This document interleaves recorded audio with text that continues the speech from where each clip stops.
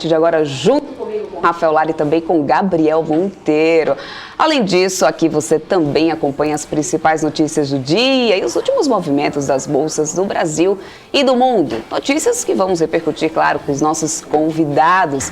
Vamos falar por aqui com a Paula Mello, que é sócia analista da GTI, o Chicão Bulhões, que é secretário de Desenvolvimento Econômico, Inovação e Simplificação da Prefeitura lá do Rio de Janeiro, e também com Ettore Sanches, que é economista-chefe da Ativa Investimentos. Afinal de contas, a gente tem semana de Copom, né? A reunião começa amanhã, na quarta-feira é divulgado aí, né, a decisão do Copom, então a gente vai repercutir isso, né, com ele, com o Ettore, também a gente vai falar, né, com o secretário lá do Rio de Janeiro sobre essa novidade aí. Eles estão estudando aí um projeto para poder abrir uma bolsa lá no Rio de Janeiro, uma bolsa de ativos verdes. O que isso exatamente quer dizer, né? Que estudos são esses? A que pé está esse estudo? Por que abrir essa bolsa de ativos verdes aqui no Brasil agora? Reativar essa bolsa de valores lá do Rio de Janeiro, só que focado aí em ativos ESG. Será que esse é realmente aí o momento certo para poder trazer uma bolsa de ativos verdes aqui para o Brasil? A gente sabe que no mundo,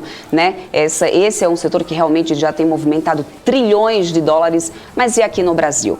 Esse é o momento? Bom, é isso que a gente vai conversar, além de, claro, ela, Paula Mello, que é sempre muito bem-vinda aqui na BMC. Paula, que a gente vai repercutir com ela sobre o mercado que nesse dia vem amargando aí quedas, né, realmente aí caindo bastante. Eu já tô vendo gente aqui no chat, inclusive eu já quero dar um oi aqui pro pessoal que tá no chat, tá de olho aqui com a gente. O Peter Santana já tá dando boa tarde. Peter, você que tá sempre aqui conosco, dando boa tarde também pro Rafa. Tem o Rafa e tem o Gabriel Monteiro, hein? Gabriel Monteiro, que estreou semana passada aqui na nossa programação, tá novinho, fresquinho na nossa programação, vai estar com a gente aqui, dando um giro de notícias com a gente nesse primeiro bloco da nossa programação. Que bom ter vocês aqui comigo, quero ver sempre vocês aqui todos os dias interagindo. A Paula Mello vai estar aqui falando um pouquinho dos setores, dessas quedas que a gente tem acompanhado por aqui. Mas antes, uma ótima tarde para todos vocês. Rui das Neves, o Luciano Coutinho, que está por aqui, o Marcelo, o MPK, que sempre está aqui também todos os dias, Aline Salles. Vamos lá, gente, vamos acompanhar comigo agora esse fechamento do mercado. Eu que começo aqui o dia, né, abrindo o mercado no BMC News, né, ao vivo, trazendo a movimentação aí, real time para vocês. Agora, vou trazer aí o fechamento do mercado, mas eu não estou sozinha. Eu tenho aqui comigo o Rafael Lara e o Gabriel Monteiro. Então, eu quero aqui trazer eles comigo aqui na tela. Eu já tenho eles aqui na tela. Olha só! Muito bem-vindo aí para esses garotos aqui. Os garotos, olha só como eu estou muito bem acompanhada. Seu Rafael Lara, seu Gabriel Monteiro. Muito obrigada pela companhia, pela parceria de sempre, meninos. E vamos lá, vamos falar de fechamento, dando pé direito aqui nesse Top News. Boa tarde, Débora. Boa tarde, Gabriel. Sejam muito bem-vindos, né? Que prazer enorme estrear esse programa aqui com vocês. Confesso que eu estava ali, né, um pouco nervoso, né, com borboletas na barriga, mas eu sentei aqui do lado, vi o Cabral fazendo piada aqui, eu tive que me segurar para não rir, mas que bom humor sensacional. Bom humor, né? Vou até chamar já o Gabriel aqui, né? Bom humor, que o mercado hoje não está muito bem humorado, né, o Gabriel, né? O Ibovespa em queda de 3,22%, né, o Gabriel? Boa tarde. É verdade, Rafa. Uma boa tarde para você, uma boa tarde para Débora. Eu tô aqui, a gente tenta trazer esse bom astral aqui no fechamento do mercado, já que a bolsa não foi tão bem hoje. Muitos ativos sofrendo aí, vários setores em queda. E a gente está aqui para trazer as principais notícias do dia e dar um panorama geral sobre esse dia de quedas da Bolsa de Valores. Exatamente, muito bom. Bom, a Débora já deu uma passada no chat, mas a galera hoje está bastante engajada. Que sensacional. Sentem o dedo no like aí, né? Vamos mandar para a galera fazer aquela pirâmide do bem aí, né? Toda vez que você receber uma pirâmide financeira, manda o link da BMC News para a pessoa ter ali informação que gera valor, que você, né, resolve os problemas. A galera entrando aqui, ó, a Aline Salles Loyola, o Peter Santana, o Rui das Neves, boa tarde para todo mundo. Ó, inclusive, eu até explicar aqui pro Gabriel, né? O Gabriel só fala que são bonitas as apresentadoras. Os apresentadores, eles não falam que são bonitos não, viu? O Rui das Neves mandou aqui, boa tarde, linda Débora e Rafael. Ponto. E o Gabriel foi negligenciado, claramente, não é verdade? Exatamente, mas não tem problema. O Peter aqui falando, Rafael com vergonha, contra a outra, tá? Tá bom, tudo bem, Peter, tudo bem, você me quebrou aqui. Bom, vamos dar uma passada aqui, ó, o Jovem Trader, inclusive, gente, tem enquete no ar, enquete nova aqui. Como a grande Débora já avisou, né, hoje a gente vai receber o grande Chicão Bulhões lá do Rio de Janeiro, né, que a gente vai bater um papo sobre essa bolsa de valores, né? Será que vai ter uma nova bolsa lá no Rio sobre, né, esse índice ESG, né, novas empresas verdes? Será que faz sentido ou não? E aí já temos uma enquete aí no chat para você votar se você apoia a criação de uma bolsa no Rio de Janeiro. Então, deixa lá seu voto, sim, não, vocês acham que é uma boa, vocês acham que não? Lembrando, né, já existiu uma vez uma bolsa de valores no Rio de Janeiro que acabou sendo fechada depois, né, na época de investidores como Nagy Narras, enfim. Mas vamos chamar já a Débora, então, para a gente bater um papo aqui. Débora, vai daí. Vamos lá. Antes da gente começar o nosso giro de notícias, Rafa, lembrando que aqui no Top News a gente sempre vai trazer as últimas notícias do mercado. Quero só mostrar aqui para o pessoal os últimos momentos aqui desse pregão, aqui dessa segunda-feira, que a gente já começou com o investidor aí bem mal-humorado, como disse o Marco Saravalli, ele já esperava aí realmente um pezinho atrás. É uma semana muito importante, de agenda muito importante, não só aqui no Brasil, como também lá fora. A gente tem aí a reunião do Copom, a gente também tem lá fora, né, a FONC para poder acontecer. Então, assim, tem muita coisa importante acontecendo. A gente tem variação de preço de commodities também, minério de ferro, de petróleo. Então, assim, tudo isso ajuda realmente a puxar um pouquinho o Ibovespa. Só que, segundo o Marco Saravalli, o mau humor foi um pouco mais acentuado na segunda-feira, 3,26% de queda nesse momento. O Bovespa está agora aos 107.801 pontos. Né? Mais cedo o MPK, inclusive, estava dizendo pela manhã que estava esperando chegar nos 97 mil pontos para comemorar de novo os 100 mil pontos. Né? E a gente vai vivendo aí nessas fortes emoções de altas e baixas. Eu vou ampliar aqui o nosso mapa de calor por variação do Profit Pro da Nelogica para poder a gente dar uma olhadinha. Olha só até que ponto chegou a Braskem. Né, puxado, e tem uma queda do petróleo, claro, mas olha só, no dia de queda, como hoje, 11,8% de queda para Braskem, Prio 3 está caindo 8,32%. Quem está acompanhando a nossa programação desde manhã, eu quero que o pessoal fale aqui no chat, hein? Está acompanhando, estou mostrando desde cedo que tem esse bloco aqui de bancos também, ó, com BID 11, BID 4, Banco Digital, com Banco Pan aqui também caindo desde manhã, que não mudou esse cenário. Claro que as siderúrgicas também estão aqui, a Vale, inclusive, está ali caindo 4,74%. Ó, o Banco Bradesco aqui, como eu mostrei para vocês, desde hoje de manhã, não mudou muito o cenário do que a gente vem vendo, só realmente aí os papéis acentuando as perdas. CPLE 6 continua aqui no positivo, um dos poucos papéis que ainda vem junto com o CVC e também com a Sabesp, que vem aí no positivo. A CVC, isso porque a gente teve notícia aí de abertura de fronteiras. Eu não vou dar spoiler, vamos começar o nosso giro de notícias, sabe por quê? Porque a gente tem um governo federal aí que abriu investigação contra a Vivo e a Oi por infrações ao Código do Consumidor. E é o Rafael Lara que conta mais aí pra gente sobre essa história, né, Rafa? É isso aí, Débora. O Ministério da Justiça e Segurança Pública instaurou, né, hoje um processo administrativo contra as empresas Telefônica Brasil, né, a Vivo, e a Oi Móvel por indícios de infração ao Código de Defesa do Consumidor. A investigação será feita pelo Departamento de Proteção e Defesa do Consumidor, né, o DPDC, que é um órgão da Secretaria Nacional do Consumidor, a Senacom. A partir de agora, as empresas têm 10 dias para apresentar a sua defesa. Os documentos, no entanto, não trazem explicitamente quais violações estariam sendo atribuídas, né, às operadoras, mas eles citam os artigos da lei nos quais as condutas poderiam se enquadrar, dentre eles os que tratam de proteção contra a publicidade enganosa e também abusiva, né, Débora? É exatamente isso. E o Rafael também, o Gabriel também, olha só, já tô até com... Já imaginou o que vai dar isso daqui pra frente, o Rafael, com vocês dois aqui do meu muito arcanjo, né? Aí não vai dar certo isso não. Eu vou fazer uma dupla desses dois aqui. Ai, meu Deus do céu. Mas vamos lá, que a gente tem notícia lá de fora da empresa chinesa aí, da Evergrande, que tá pesando esse negócio por lá. Inclusive, o papel caiu hoje, mais de 18%, se eu não estou muito enganada, né, ô Gabriel? É verdade, Débora. A Evergrande, empresa chinesa do setor imobiliário, está sofrendo com as restrições impostas por Pequim. De acordo com o jornal Financial Times, os investidores estão perguntando qual é o patamar de Pequim para essa dor, em termos de desaceleração do crescimento econômico, que faria as autoridades reverterem o curso e aliviar os controles sobre o setor imobiliário. É mais provável, no entanto, que Pequim espere a materialização de sinais de estresse financeiro para agir. A Evergrande tem mais de 300 bilhões de dólares em dívidas, com credores e 778 projetos em andamento em 223 cidades. No pregão de hoje, as ações, como você bem mencionou, da companhia, negociadas em Hong Kong, chegaram a cair 18,9%. patamar mais baixo dos últimos 10 anos. Débora, é com você. Isso aí, Gabriel. Bom, vamos lá, vamos de notícias internacionais. É que o presidente Jair Bolsonaro já chegou lá nos Estados Unidos, né? Já até saiu para poder comer uma pizza. Ele vai fazer um discurso aí de abertura da Assembleia Geral das Organizações das Nações Unidas amanhã.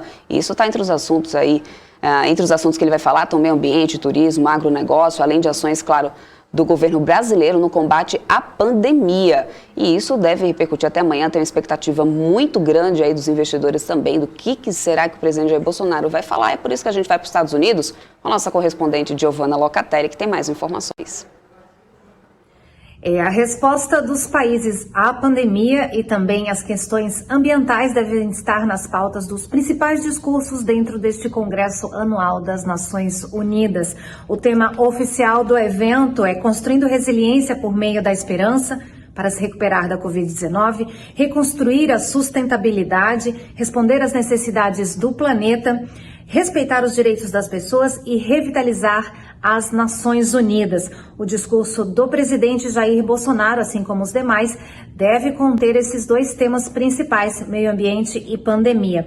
O presidente Jair Bolsonaro disse ainda que terá encontros bilaterais aqui nos Estados Unidos e também que a participação do ministro da Saúde, Marcelo Queiroga, será, nas palavras dele, muito importante.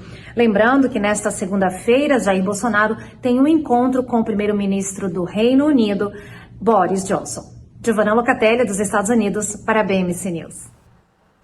Pois é, e ele teve sim esse encontro com o presidente, com o Boris Johnson, e o que aconteceu? Estou até com a notícia aqui aberta no meu computador, né, segunda-feira, lá em Nova York, foram aí os líderes do mundo, né, para poder participar dessa Assembleia Geral da Organização Nacional, da ONU, né, em imagens distribuídas aí pela agência Reuters, é possível ver que Johnson recomenda a vacina da AstraZeneca, né, da Oxford, para ser produzida também no Brasil, em parceria com a Fiocruz. E ele diz o seguinte: é uma ótima vacina. Obrigada, pessoal. Tomem vacinas da AstraZeneca, diz ele, ao lado do presidente Jair Bolsonaro. Em outro momento, Johnson seguia falando de como a vacina de desenvolvimento britânico é boa.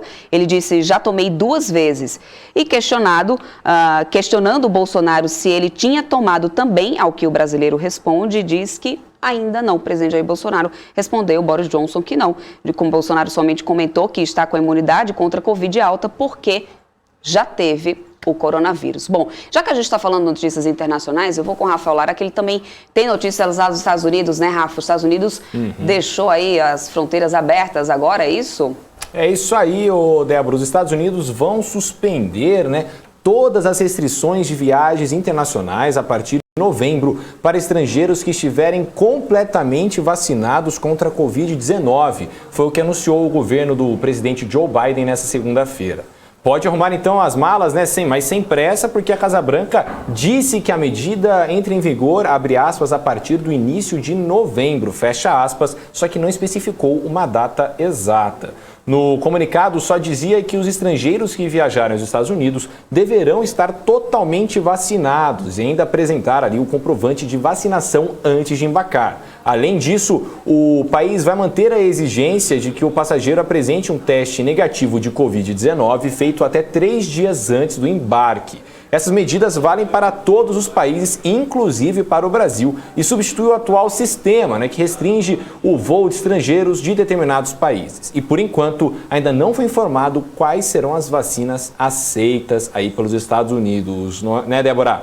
Fala a verdade, eu tenho certeza que você já arrumou suas malas, hein, Rafa? Você já está planejando a Disneyzinha por aí? Planejar? Já está de mala arrumar? Eu tenho certeza disso, fala a verdade. Planejar eu tô, só que com dólar a 5, Débora, eu posso planejar à vontade, entendeu? Não tem problema. Gabriel, e você? O que você está pensando? Já está planejando? Olha, acabaram de me colocar aqui na bancada, então o planejamento ainda está um pouquinho atrasado, na verdade, né? Vamos ver o que acontece, vamos dar giro pra caramba aqui na BMC News para ver se aguenta esse dólar assim, como o Rafa mencionou.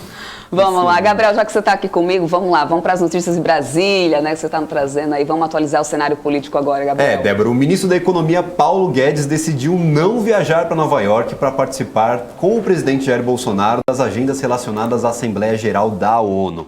O Bolsonaro embarcou ontem para os Estados Unidos, acompanhado por ministros e autoridades, sem a presença de Guedes na comitiva. Havia a possibilidade de o ministro viajar nesta segunda-feira, mas, segundo auxiliares, ele acabou desistindo por conta de algumas agendas internas. Além de continuar investindo na negociação dos precatórios, como a gente vem comentando aqui na BMC News, o Guedes tem buscado dar esclarecimentos ao que o Ministério da Economia tem chamado de mal entendido em relação ao aumento do IOF, anunciado semana passada como fonte do Auxílio Brasil neste ano. Nós vimos aqui, a Débora trouxe o mapa de calor, o banco sofrendo muito nisso, nesse dia com o pregão, por conta, talvez, desse aumento de IOF, né, Débora? Desde a semana passada, viu, Gabriel? Desde que saiu essa notícia na semana passada, o setor de bancos na sexta-feira aí já ficou bem penalizado, e aí hoje, não muito diferente, também está aqui, né, continua ainda caindo bastante aqui o setor de bancos. Aqui o Sambi 11 cai 3,54%, o Banco do Brasil 3,66% agora, Bradesco caiu 3,97% agora nesse momento, ou seja, quem está acompanhando a nossa programação está vendo aqui desde a semana passada a gente está mostrando aí o quanto isso tem impactado aí realmente o setor. Mas vamos lá. Bom, e o secretário de Fazenda e Planejamento de São Paulo, né, Henrique Meirelles, afirmou que há sinergias entre a Emae e a Sabesp. Segundo Meirelles, além da vantagem das sinergias, a Sabesp tem toda a condição de ganhar o leilão da Emae, mas teria que entrar, claro, no leilão, já que o governo estadual não pode simplesmente escolher quem vai controlar a Emae. A privatização da empresa metropolitana de águas e energia do estado de São Paulo está estimada em R$1 bilhão. Para o secretário de Fazenda e Planejamento do estado, falta avaliar aí então qual é o investimento que faz sentido, né, para poder então a empresa entrar aí nesse leilão. Bom, vamos acompanhar, né? Bem, e parece que tem notícia fresquinha vindo lá do Planalto. É isso mesmo, senhor Rafael Lara? Conte mais pra gente sobre o assunto.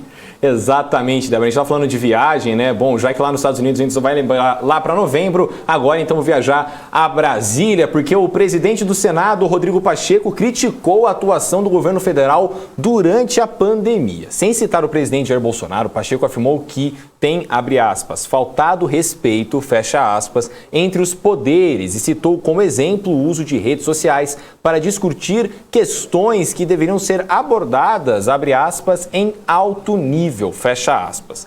Pacheco também criticou indiretamente a atuação do governo federal no combate à pandemia, afirmando que a doença nunca deveria ter sido, abre aspas, menosprezada, fecha aspas, e sim deveria ter sido, abre aspas, enfrentada desde o início, fecha aspas, de acordo com o presidente do Senado. As críticas do presidente do Senado foram feitas durante uma abertura na convenção da Abras, né, da ABRAS, de acordo com o jornal Folha de São Paulo. Além disso, o presidente do Senado afirmou que irá se reunir hoje com o presidente da Câmara, Arthur Lira, para encaminhar os precatórios. A reunião, no entanto, deve ocorrer hoje às 7 horas da noite. E é isso aí, né, Débora? Vamos ficar de olho lá em Brasília, né? Inclusive, um abraço pro grande Eric Decay, que sempre traz notícia fresquinha pra gente lá do Congresso, né, Débora? Exatamente isso. Ele tá sempre atualizando a gente aqui, falando que o pessoal fica naquele salão verde lá, que eu te digo uma coisa, viu, Rafael? Não é nada fácil, é um burburinho o tempo inteiro, tudo muda, né, dentro de, igual aquela rádio que a gente ouve aqui em São Paulo, né, dentro de um minuto tudo pode mudar e tudo acontece exatamente assim lá em Brasília, então o Eric está sempre por dentro, a gente sabe o quanto isso impacta realmente aí no cenário econômico também aqui no país, é por isso que a gente sempre também aborda, não com viés algum, pelo contrário, então somos todos jornalistas, a gente está aqui para poder sempre trazer aí todos os lados, não é a nossa opinião, mas é o que pode, então, impactar de alguma forma no mercado. Então, por isso é importante que a gente sempre esteja aqui trazendo as informações que pode, de alguma forma, né, ser importante, ser relevante para que você tome aí a sua decisão na hora de investir, para que você esteja realmente aí informado como se deve aí realmente direitinho, né? O pessoal está respondendo a nossa enquete aqui no portal, ou vocês já dão uma olhadinha, 110 votos. Mas tem quase 500 pessoas ao vivo aqui, tá faltando gente votar aqui na nossa enquete, hein? Porque daqui a pouquinho a gente vai falar com o secretário lá do Rio de Janeiro e eu quero saber se vocês são a favor ou não da retomada aí, né, Rafa, o que você tá achando aí? Vamos dar uma esquentada nesse povo aqui, né, nesse chat aqui, para ver se o pessoal dá uma respondida aqui nessa enquete, para não ficar por fora do que está acontecendo aí, gente. Olha só, lá no Rio de Janeiro, eles estão estudando essa possibilidade de retomar a Bolsa de Valores no Rio de Janeiro. O objetivo não é concorrer, tá? Com a B3, não tem nada a ver com isso, porque lá eles estariam focados em ativos ESG. É claro que a gente vai entender exatamente que proposta é essa, como que isso iria acontecer, o que eles esperam aí, né, de geração de valor e tudo mais, mas até então é voltado em ativos ESG. E aí, vocês são a favor dessa bolsa lá no Rio de Janeiro? O que vocês acham? O que vocês acham que isso iria aí, né, gerar de valor pra gente, né, Rafa? Débora, o pessoal aqui no chat mandando, né? Inclusive a galera até tá entrando aqui, né, em um debate mesmo, né, sobre essa questão. E a eleição aqui tá apertada, viu? O pessoal da turma do Sim tava ganhando até agora há pouco, com 60% dos votos. Só que agora foram para 45%, enquanto o pessoal do Não assumiu a frente, era de 55%. E pelo que eu pude acompanhar aqui da galera, né, o grande argumento do pessoal da turma do Não é de não haver liquidez para isso. Né? Se tem liquidez, se não tem, isso é até bom a gente perguntar para o Chicão Bulhões, né, que é o secretário de Desenvolvimento Econômico lá do Rio de Janeiro, qual que é a lógica de liquidez deles, né, que é uma das lógicas mais importantes. Né? Lembrando, a Bolsa de Valores do Rio de Janeiro já existiu, né? Ela acabou fechando ali durante um tempo, houve também ali uma tentativa, né, nos anos 2010, salvo engano, né, que acabou virando um fundo depois, enfim, e a gente vai bater esse papo. Então, também tem a lógica, né, Débora, esse índice ESG aí, a gente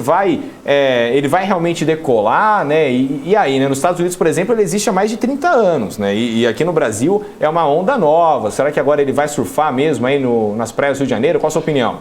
Na Europa, a gente sabe que as empresas estão cada vez mais, aliás, isso desde, né, a década passada, que eles estão investindo nisso cada vez mais. Aqui no Brasil, acho que ainda tem muito chão para poder se caminhar em relação a isso. Inclusive, é uma das questões que eu vou trazer aqui para poder a gente conversar com o secretário, a gente sabe que ainda não é regulamentada, por exemplo, a negociação de crédito de carbono aqui no Brasil. Né? As empresas que fazem esse tipo de negociação, elas fazem voluntariamente. Aliás, quem assistiu o BMC News comigo na semana passada, na sexta-feira, a gente estava conversando com a empresa que atua, né, nesse setor, e a gente estava com a Horizon, e aí a gente estava falando justamente sobre isso. Como que ele faz essa negociação, já que não existe uma regulamentação ainda aqui no Brasil? Quando se não existe a regulamentação, a empresa não é taxada se ela não faz esse tipo de negociação, então acaba ali ficando, né, não vou precisar, não dá como prioridade. A gente sabe que aqui fica naquela, né, Rafa, se não é obrigatório, então não faço agora, vai levando para frente, vai empurrando com a barriga. Então, assim, acho que tem muito chão ainda, tem muita coisa ainda para se desenvolver.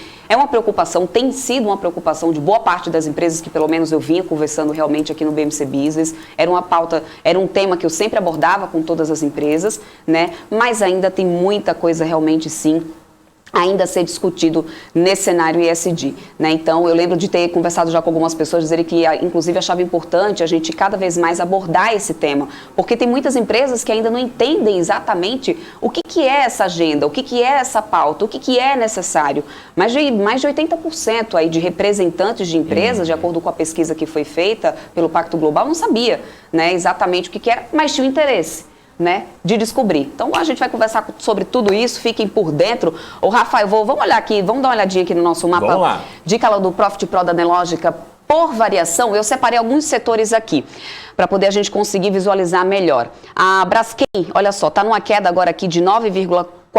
Prio está numa queda aqui de 7,67%. Deixa eu só dar uma olhadinha aqui. O ativo que abriu aqui, ó, aos R$ 19,34, agora nesse momento está aos R$ 18,55, foi numa máxima de R$ 19,40, mas aí está aí numa queda de 7,57 agora, na semana está acumulando queda tá acumulando queda ainda, porém no ano, e isso é um dado interessante, eu acho que as pessoas que às vezes veem uma queda no ativo muito forte no dia, mas tenta analisar um todo, né, Rafa? No ano está aqui acumulando ainda uma alta de 31%, pelo menos Prio 3. A Braskem, agora, nesse momento, está caindo 9,4%, né? Foi uma mínima de R$ 53,86 hoje. Abriu aos R$ 60, né? Tá agora aos R$ 55,50. No ano, ainda está acumulando aqui uma alta de 120%. apesar dessa queda que a gente está vendo aqui hoje. Petri 3 e Petri 4 também estão performando aqui nas quedas. Petri 4 aqui que está caindo também nesse momento mais de 2%. Deixa eu ver se eu consigo abrir aqui a informação para passar para vocês direitinho. Olha só, a gente está com o Petri 4 agora 24,24, abriu a 24,08, ou seja, não teve uma variação tão alta. Aliás, de novo, quem assistiu a nossa programação mais cedo no BMC News, a gente trouxe um analista gráfico técnico que ele deu uma olhadinha no papel, inclusive de Petrobras, e ele explicou exatamente essa diferença de variação aqui no intraday. Por que Petri 3 e Petri 4 conseguem, às vezes, segurar um pouco dessa variação intraday, mas no final, a movimentação no ano ainda, inclusive, a Petrobras está acumulando uma queda de 6,33, enquanto o Prio 3 está acumulando alta. Volta um pouquinho lá na nossa programação que vocês vão conseguir dar uma olhadinha nisso. Mas vamos lá, vamos falar um pouquinho sobre como está aqui. A gente está se encaminhando para o final desse pregão, inclusive. Vamos dar uma olhadinha, vamos falar, na verdade, repercutir aqui um pouquinho desse mau humor do mercado nessa segunda-feira com ela, Paola Mello, sócia analista da GTI, né, para poder a gente conseguir repercutir com ela essas quedas aí do setor. É muito bom ter você aqui, justo aqui no lançamento do Top News. A gente está estreando essa nova programação aqui hoje. É sempre muito bom falar contigo aqui, Paola. Obrigada, seja muito bem-vinda. Sempre aqui. Que bom ter você aqui no nosso lançamento, no nosso primeiro dia de Top News. Boa tarde, nossa, que privilégio, então, participar de um dia especial. Desejo todo o sucesso do mundo aí ao time BMC, que seja mais uma empreitada de sucesso aí. Vamos lá, eu vou separar aqui no nosso mapa de variação o setor de varejo, Paola, que eu sei que o setor de varejo, inclusive, está caindo bastante também. Eu vou separar aqui ele agora, ao vivo, para poder o pessoal dar uma olhadinha. Olha só, Via cai 6,26%, Lame 4 está caindo 4,01%, 3,74% para Magalu. A gente tem aqui Lojas Renner caindo 2,60%, Grupo Soma 1,40%, Arezzo caindo 1,14%, Amer 3,18% de queda, ou seja, o que você... A gente tem uma semana aí de Copom, né? A gente sabe que tem aí uma reunião para poder acontecer essa semana, tem expectativa aí realmente de um novo reajuste aí na taxa básica de juros, né? E, claro, aumentando os juros, acaba que isso também pode diminuir o poder de compra, isso acaba afetando alguns setores, não é só de varejo, quero trazer outros também, mas nesse setor especificamente de varejo, você acredita que pode ser apenas isso que pode estar impactando o setor, né, previamente nessa segunda-feira? Existe uma combinação de fatores agora que está derrubando o mercado como um todo, né? E o setor de varejo não é diferente, né? Certamente o Copom tem impacto, né? Nós estamos vindo aí de uma série de eventos preocupantes, né? Então tem toda essa questão fiscal, tem uma série de ruídos políticos, e basicamente o que o mercado está precificando agora é que com essa inflação maior e mais persistente, a gente vai precisar de mais taxa de juros para controlar e trazer esse indicador de volta para a média e eventualmente no ano que vem, né? Acho que esse ano já está tarde para isso. Então, estamos sinalizando taxas de juros mais elevadas e menos crescimento no ano que vem, né? Então, isso aí faz com que a Bolsa fique bem menos atrativa do que aplicações aí de renda fixa, gera uma certa aversão a risco, né? De maneira generalizada, impacta todos os setores. Hoje ainda tem aí uma série de preocupações no cenário externo, né? A China, quando ela se movimenta, o mundo chacoalha como um todo, né? É um impacto que deve pesar mais para as ações ligadas às commodities, mas de uma forma ou de outra é a aversão a risco que acaba prevalecendo, né? Então isso aí derruba o setor como um todo. Muitas dessas ações mais ligadas à parte de comércio eletrônico, como por exemplo a Mer, né, um Magazine Luiza, uma B2W, eram ações que tinham subido muito com o Covid, né, com as vendas online crescendo bastante, então eram ações que também estavam um pouco mais caras, né? E aí a correção vem para todo mundo. Então, acho que é uma combinação de todos esses fatores aí, Débora. Maravilha. A gente vai continuar falando de alguns outros setores aqui, inclusive, Paola, para poder a gente dar uma olhadinha aqui. A gente sabe que essa Selic acaba realmente impactando o setor imobiliário também. Deixa eu só separar ele aqui. Aliás, eu já vou pedir para poder o Rafa dar uma olhadinha aqui, porque no setor imobiliário acabou que tem essa notícia também da alta do minério de ferro e também que isso acaba no setor de construção impactando bastante a matéria-prima, né? Quando acaba isso variando um pouco. Algumas companhias, deixa eu só afastar aqui para ver se o pessoal de casa consegue, que está assistindo a gente, consegue ver. De casa não, né? De casa, do trabalho, de onde estão assistindo a gente. A gente tem Trisul, que ainda sobe um pouco, Mitre, que está subindo, Direcional, que está subindo, mas assim, são altas bem, assim, muito mais próximas à estabilidade. Mitre sobe 0,12, a gente tem Direcional subindo 0,25, Trisul 0,39. A gente tem agora aqui, nas quedas, HFISA sendo a maior queda agora, 3,68%, MRV 1,96% de queda, Lavi 2,56% de queda, Cirela caindo também 1,63%, Elbor 1,56% de queda, JHSF também 1,17% de queda. Desse setor de construção, além de ter realmente essa correção dos juros, que é uma coisa que tem preocupado os investidores, né, já há um tempo, apesar dos bons resultados dessas companhias, né, nesse último trimestre. Aí vem a questão do preço da matéria-prima, que algumas companhias conseguiram repassar muito bem nas margens, né? Mas ainda assim o setor estava meio empacado nisso, né? E aí essa queda que a gente está vendo hoje. É claro, o Ibovespa cai bastante, mas de todo esse setor, ô Paola, tem alguma companhia que você olha que diga assim, não, essa daqui eu acho que está mais ok para poder conseguir passar aí por esse rally de queda e conseguir também passar por esses reajustes da Selic e também variação aí nos preços de commodities e também preços, reajustes de matéria-prima? Como que você está vendo aí o setor? Eu acho que muitas dessas empresas, especialmente as mais longevas, elas certamente vão atravessar bem esse período do ponto de vista de balanço, né? Muitas delas estão bastante capitalizadas aí dessa última leva aí de IPOs e follow-ons, então elas estão bem. A questão do ponto de vista do investidor de ações, está sendo um momento de grande correção, né? Seja pela alta nas taxas de juros, né? Por um lado, a gente vê algumas notícias falando que o crédito imobiliário está preservado, né? Bancos como a Caixa Econômica, que é quase 3/4 do mercado de crédito, mantendo taxas bastante atrativas para o comprador, mas, por outro lado, esse é um setor de ciclo bastante longo e que precisa de muita alavancagem para conseguir operar, né? Então, os projetos, eles automaticamente ficam menos rentáveis quando o custo do dinheiro sobe. E é um projeto um setor de ciclo muito longo, né? Então, ele precisa de estabilidade econômica, né? São decisões importantes quando uma família resolve comprar um imóvel novo, né? Então, muitas vezes essa decisão de compra, ela acaba ficando postergada em momentos de incerteza. E como você mesma comentou, ainda existe um complicador adicional, que é a parte de inflação de custos, né? Principalmente a questão dos materiais. Então, estou falando aí de aço, alumínio, né? Esquadrias, PVC para canos. Tudo subiu, e subiu muito, assim, né? Tem insumos que subiram 30%, 50%. O INCC, que é o Índice Nacional da Construção Civil, ele só não subiu mais porque a gente ainda tem um desemprego bastante alto no Brasil, né? E esse é um dos setores que bastante emprega.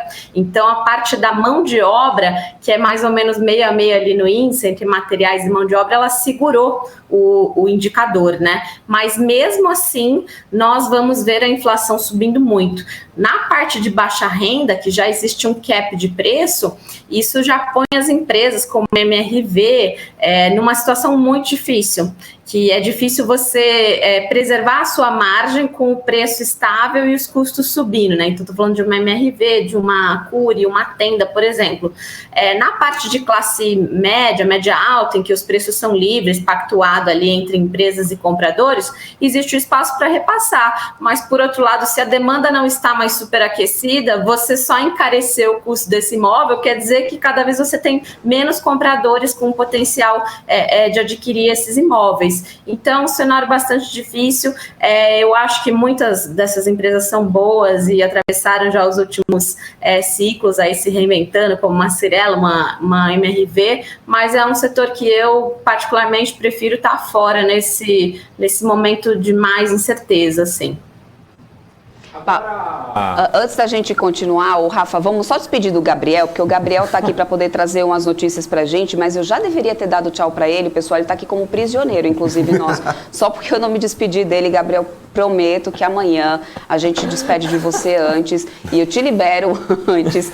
Muito obrigada, você amanhã vai estar por dentro de todas as notícias do mercado para poder fazer a participação aqui no Top News e eu prometo que a gente não vai te prender aqui. Não, perfeito, Débora. O poder está nas suas mãos, na verdade, né? Então tem bastante coisa para fazer lá nos bastidores, sempre correndo para trazer as melhores informações aqui para quem está nos assistindo. Então pode acompanhar a gente nessa semana, que promete ter bastante coisa. Tem discurso do Bolsonaro na ONU amanhã, vamos ter super quarta, então a gente vai ter sempre as melhores notícias aí para acrescentar aos investidores. É sempre isso aqui no aí. Top Então News. até amanhã, Gabriel. Tchau, tchau. Tchau, tchau. Ô, Rafa, vamos lá, Oi. Rafa, vamos continuar, a gente continua tocando por aqui junto com a Paola. Rafa, vamos lá falar de shoppings? Vamos sim, vamos sim. Bom, deixa eu chamar a Paola aqui então. Paola, novamente seja muito bem-vinda aqui, né, ao Top News, é uma honra sempre falar com você. Paola, a gente tá vendo, né, também aí um cenário de juros mais altos que faz com que o poder de compra acabe caindo, né? E isso impacta de qualquer forma o setor de shoppings. Isso pode acabar fazendo com que a queda no setor fique até pior, né? E dos papéis, qual que pode ser impactado aí por esse rally de baixa? Hoje a gente está vendo, né, se não me engano, Multiplan está sendo a maior queda hoje do setor, né, com uma queda aí até ligeira, né, perto da sangria que está sendo hoje o Ibovespa. Mas como é que você está vendo todo esse cenário dos juros com o setor de shoppings, ô Paola? Olá, boa tarde, Rafa. Pois é, o setor de shoppings, ele é muito impactado pelas curvas de juros, principalmente os juros longos, né? Também é um setor de ciclo bastante longo, aí se a gente pensar um shopping center, os shoppings de destino hoje, né, que a gente tem aqui. Então, estou falando de shoppings como Iguatemi Faria Lima, o Morumbi Shopping, né, o Barra Shopping no Rio de Janeiro, um Ribeirão Shopping, são ativos que foram desenvolvidos ali nas décadas de 80, 90, então são ativos assim para o longuíssimo prazo. E, em geral, o desenvolvedor ele toma uma dívida, desenvolve esse projeto e aí ele vai locando essas lojas e passa a viver de aluguel. Então é um setor que é muito inerente, né, a alavancagem nele. Então, quando as taxas de juros sobem, o preço desses ativos desvaloriza, porque são empresas muito geradoras de caixa ali, e aí elas perdem um pouco a atratividade em relação aos outros instrumentos de renda fixa. Então, é um segmento que acaba tendo uma correlação inversa com as taxas de juros longas. Então, ele sofre bastante em momentos como nós estamos agora. Entendi. Agora, Paola, queria falar um pouco sobre o setor de saúde, né, que tem aí ficado aquecido, né, com os M&As. A queda de hoje, você acredita que seja pontual ou é uma questão aí realmente agora de perder esse hype aí das fusões e aquisições no setor? Não, eu não acho que a queda de hoje tem algum significado específico, né, para essas ações de saúde, mas é um setor que ficou muito em voga com a pandemia, né, e acabou sendo bastante resiliente, ancorou uma série de IPOs que vieram ao mercado aí nos últimos 18 meses, e é um setor que está bastante caro, né?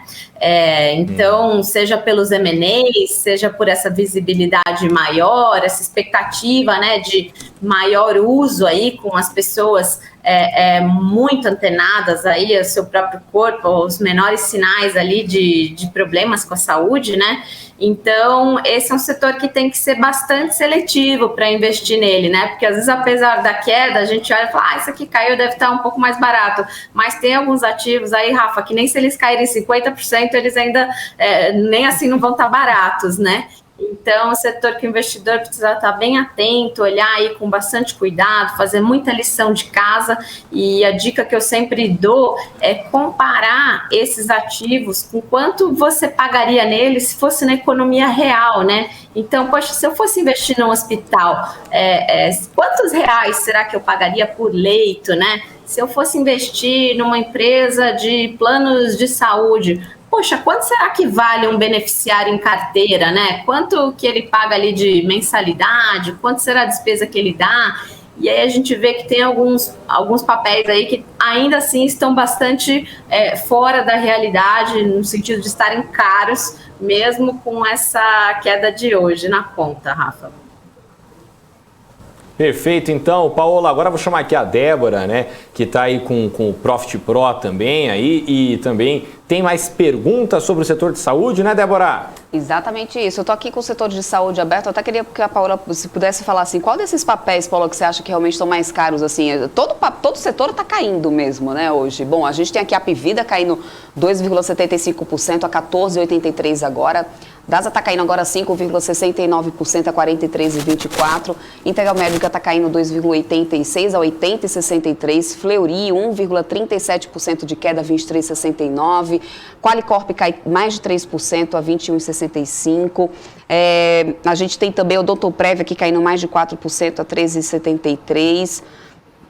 Vamos lá, Mater Dei aqui, olha só, caindo 3,65% a 18,24%, Impera está caindo 0,81% a 33,20%, enquanto a Lupar está caindo agora 3,97% a R$ 11,62. Você apareceu alguns papéis aqui do setor de saúde, Paola, qual desses que você acredita que realmente está um pouco mais caro, que você acredita que, olha, esse não é o momento, é melhor aguardar um pouco mais?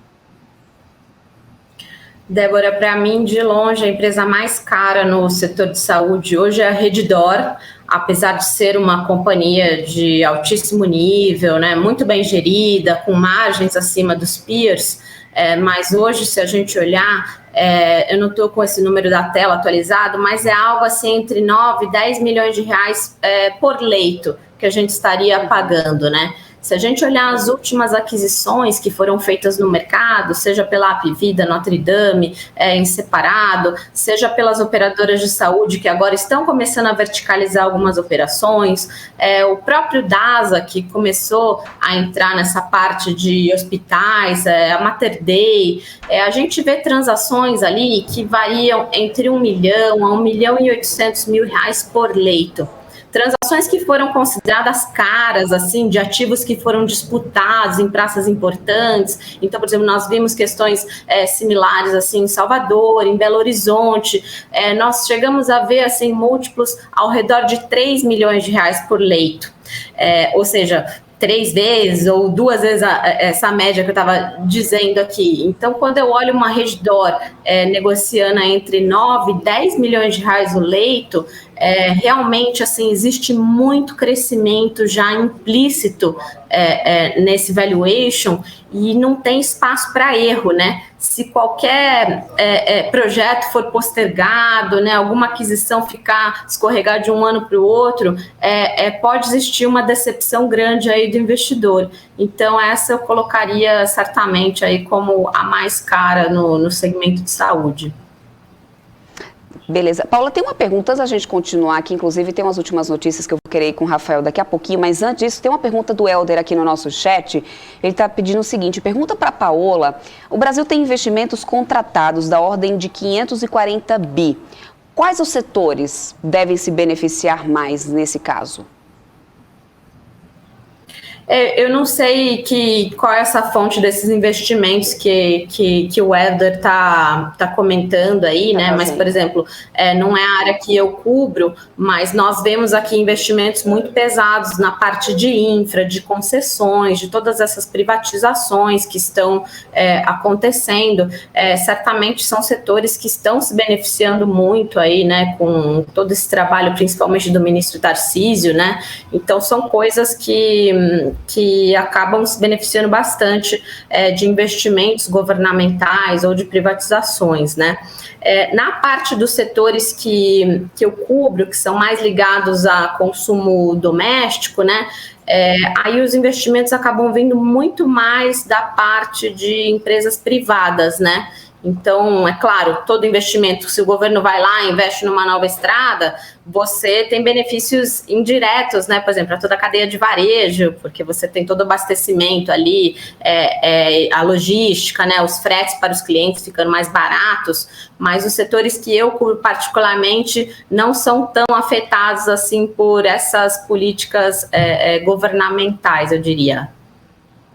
Maravilha. Paula, eu volto já com você para poder a gente falar um pouquinho mais sobre o setor de educação. Enquanto isso, eu quero ir com o Rafa, porque acabou de sair uma notícia sobre a Vale, é isso mesmo, Rafa? Vale que a gente está vendo aí, né, umas quedas, inclusive começando a operar abaixo dos R$90 desde a semana passada, já acompanhando também aí esse rally de queda do minério de ferro, né, Rafa?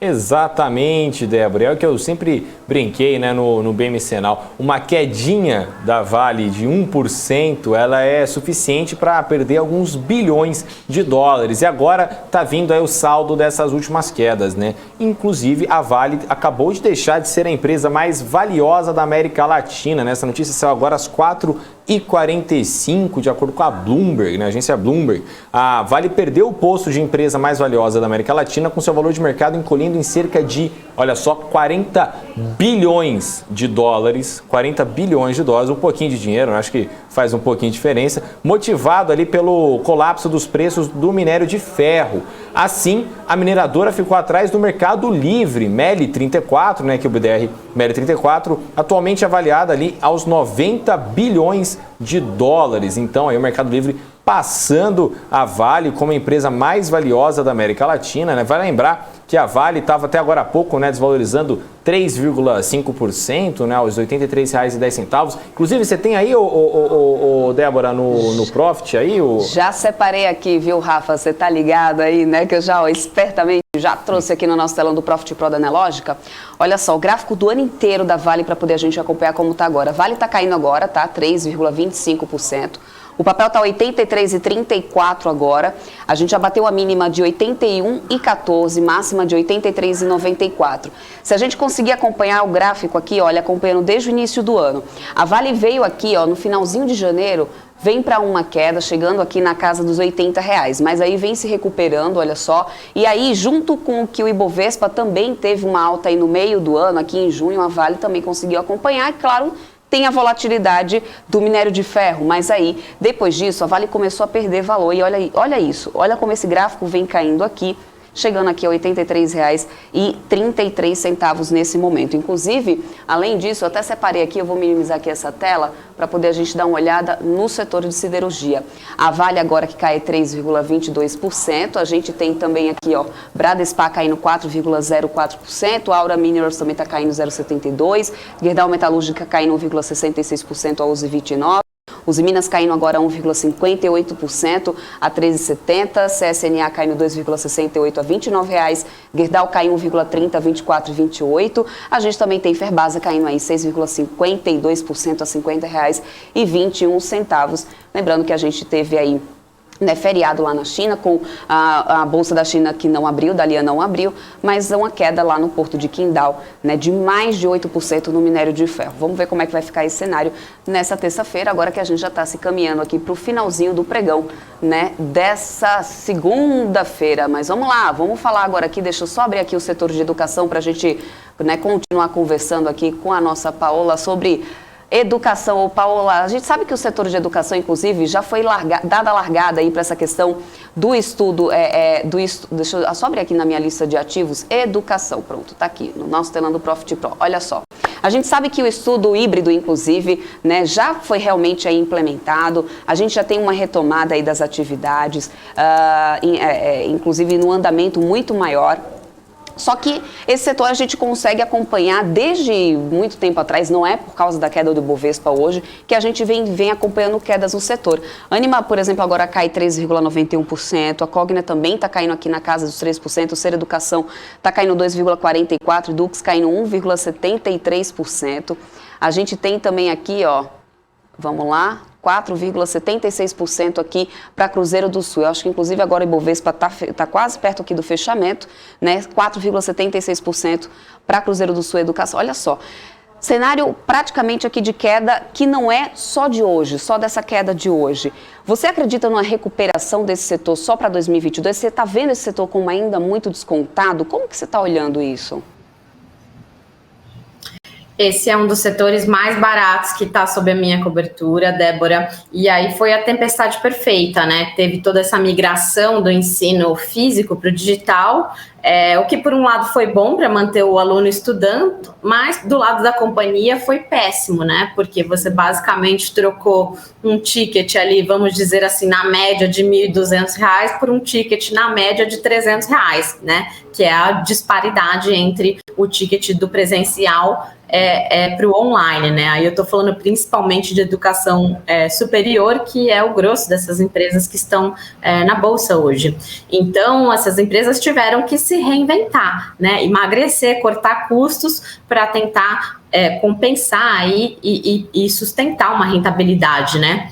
Então, eu imagino que a gente comece a ver, sim, alguma recuperação no terceiro trimestre agora deste ano, que é a captação de meio de ano, mas o grosso das captações do segmento de educação superior, ele sempre acontece nas viradas de ano. Então, a gente deve observar uma melhora, mas uma normalização, a gente certamente está falando de 2022, Débora.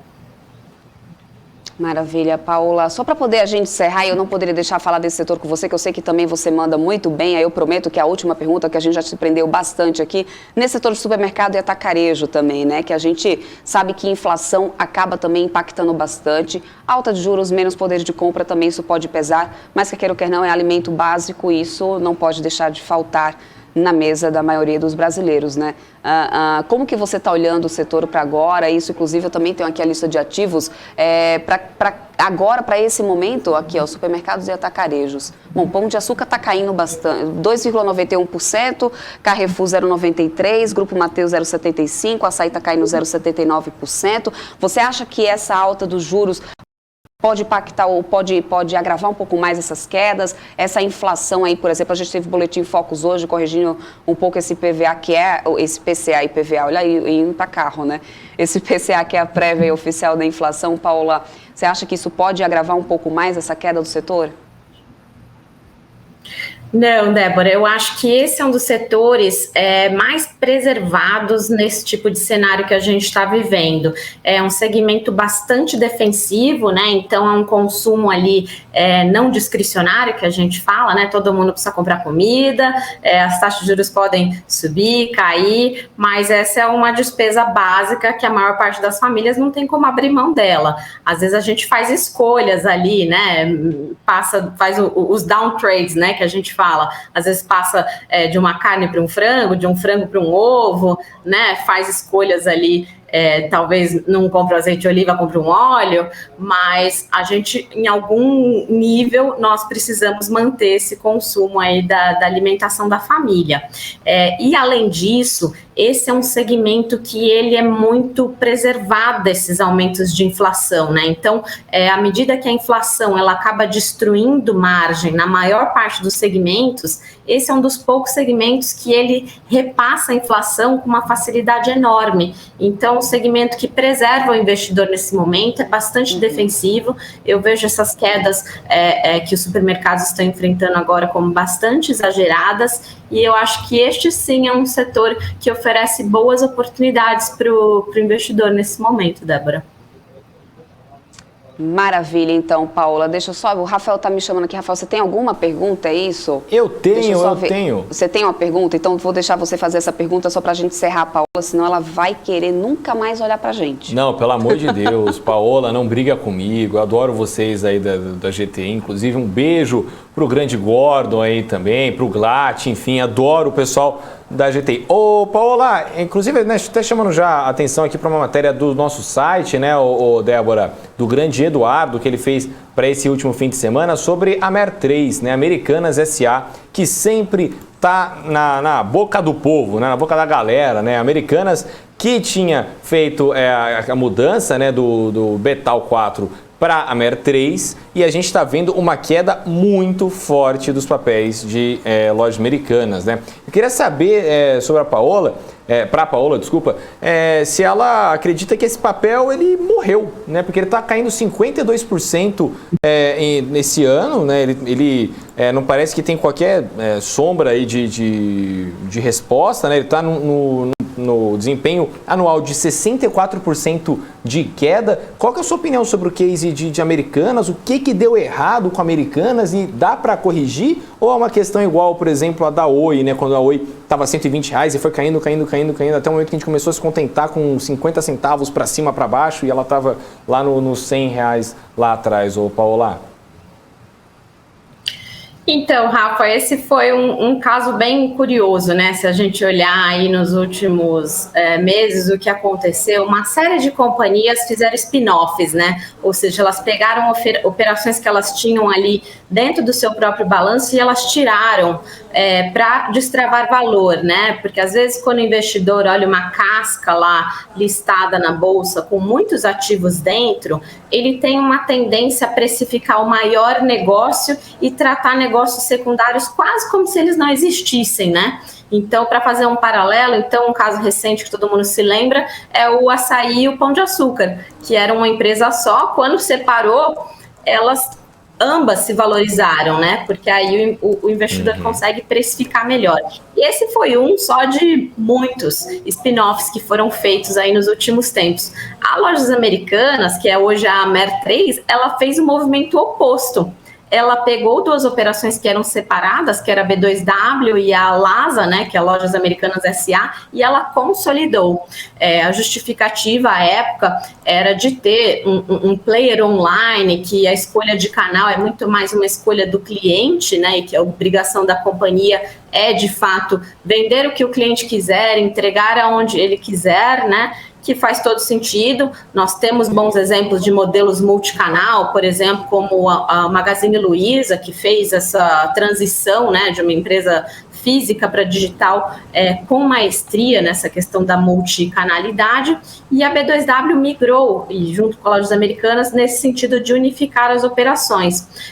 Eu não tenho dúvida que existem sinergias na questão logística, só de você trabalhar com um único CNPJ, com um único estoque, isso certamente é bom, mas houve ali no momento da euforia em que o e-commerce estava bem precificado, o movimento de se precificar a operação de loja física como se ela fosse totalmente digital. E o digital negocia múltiplos muito mais elevados do que o varejo físico.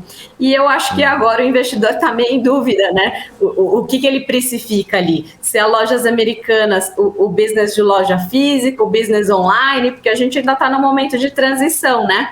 Então, acho que eles ficaram meio nesse limbo aí, e agora com esse mau humor com o e-commerce, à medida que a economia já reabriu e o e-commerce desacelerou, também eram ações que estavam muito caras, e a gente ainda não viu os resultados dessa integração, né? Imagino que seja algo para ser percebido mais a médio e longo prazo, para a gente ver de fato se as duas empresas juntas são capazes de gerar mais resultados do que elas geravam separadas.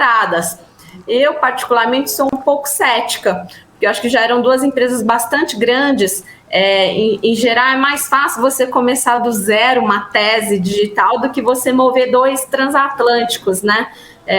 Mas, enfim, só o tempo vai dizer se está certo ou está errado, mas eu acho que é um pouco dessa incerteza aí que impactou o preço da ação nesse momento, Rafa. Perfeito. Paola, queria agradecer, né, inclusive já chamando até a Débora aqui, para a gente agradecer a Paola, que esteve aqui brilhantemente no nosso programa de estreia. Eu adorei, viu, Paola? Inclusive, sinta-se sempre à vontade para aparecer mais vezes, não só aqui no Top News, como em toda a programação da BMC, né, Débora? Por favor, a Paola é sempre bem-vinda por aqui. Aliás, com tudo voltando aí, com normalização aí das atividades, com vacina em andamento, Paola, qualquer dia desses, será uma honra para nós aqui ter você também ao vivo aqui nos nossos estúdios, se possível, claro, puder na sua agenda, também a gente, com certeza, todos nós aqui ficaremos muito felizes com isso, tá bom? Vai ser um prazer, vou adorar conhecê-los pessoalmente, né? Hoje, esse mundo, a gente tem uma série de amigos virtuais, né?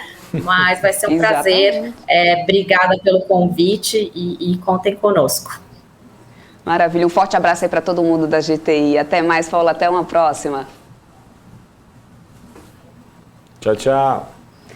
E vamos lá, Rafa, vamos tchau. Continuar vamos seguindo por aqui, Rafa, Ibovespa aí, que já está aí nos leilões de fechamento no final, né? Tem o pós-market aí, vamos acompanhar para ver como é que vai ficar, mas fechou numa queda, né?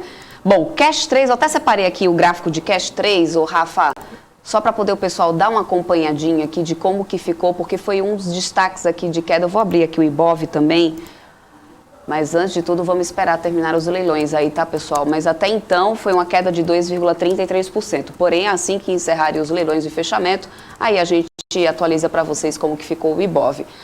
Cash 3 foi um dos destaques aí de queda do índice Bovespa, aí com 5,91% de queda. E aí a gente tem aqui o gráfico de cash, que aliás também vou reforçar, quem acompanha a nossa programação, vai virar quase uma reza aqui, viu, Rafa? Quem acompanha a gente, inclusive, saiu analisando, né?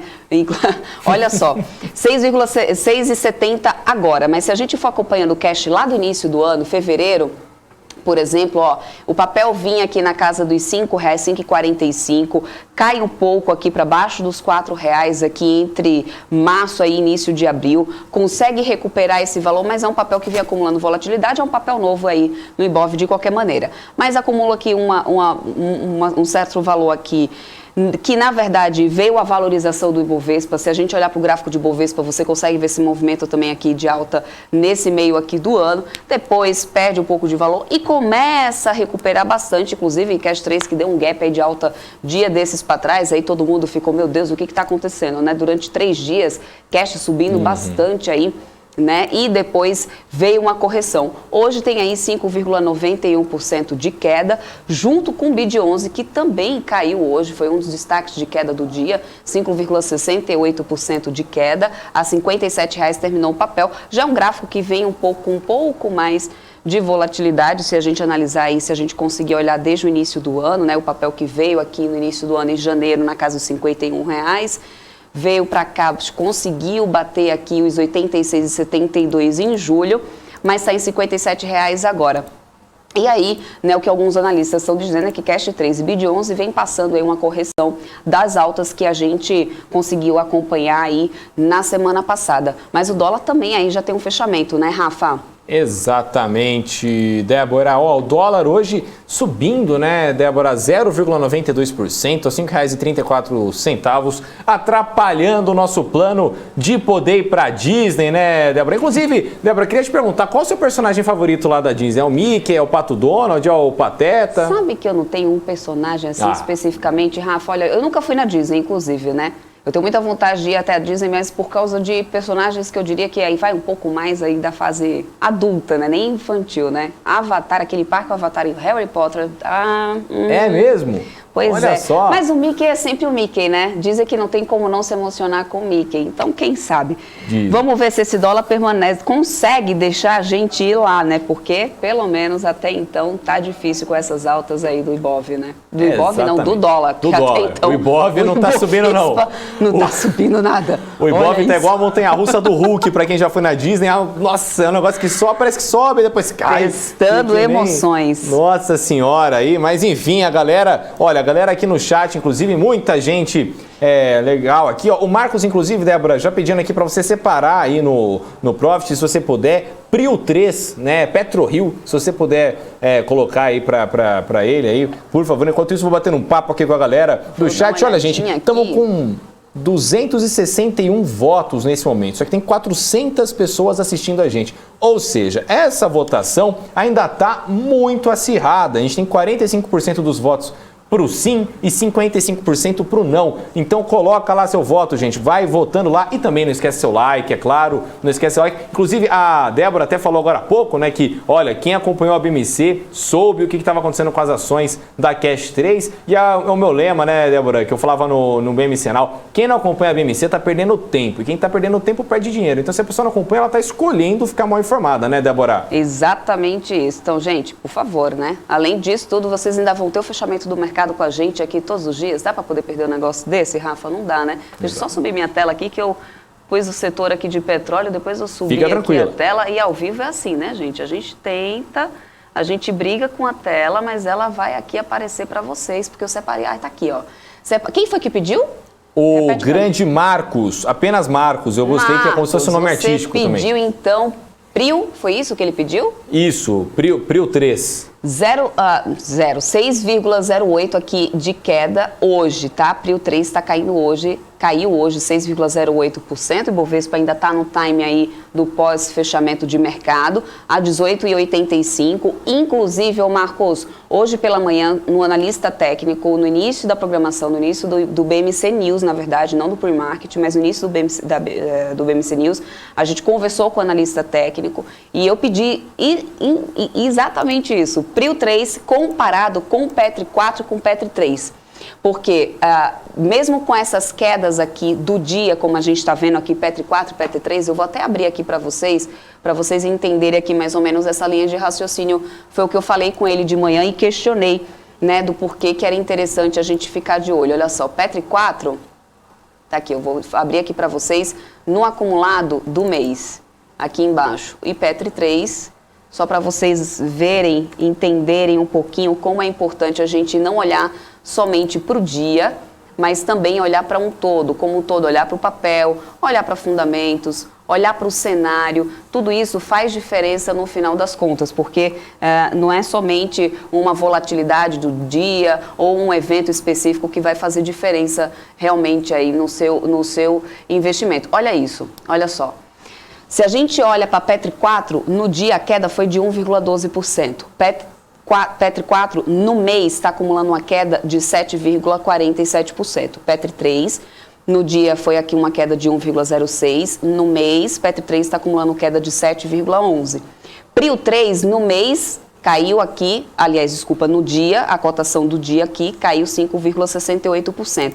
Mas no mês, Prio ainda está acumulando alta de 5,59%. Se a gente for para o acumulado anual, Prio ainda também acumula uma alta. Então, assim, a gente, na situação de Petrobras, a gente também tem um cenário político, além da questão, né, do preço da commodity, que vai pesar. Então, é aquela coisa, né, Rafa? Precisa olhar para fundamento, precisa olhar para os fatores externos que também podem acabar impactando no papel. E isso fica muito claro quando a gente faz essa comparação, né, do intraday, do acumulado do mês, para poder você entender onde é que estão realmente aí ganhos e perdas, né? Às vezes você ganha, está perdendo 1% ou 2% ali no dia, mas e no final do mês? E no acumulado do mês? Né? E no acumulado do ano?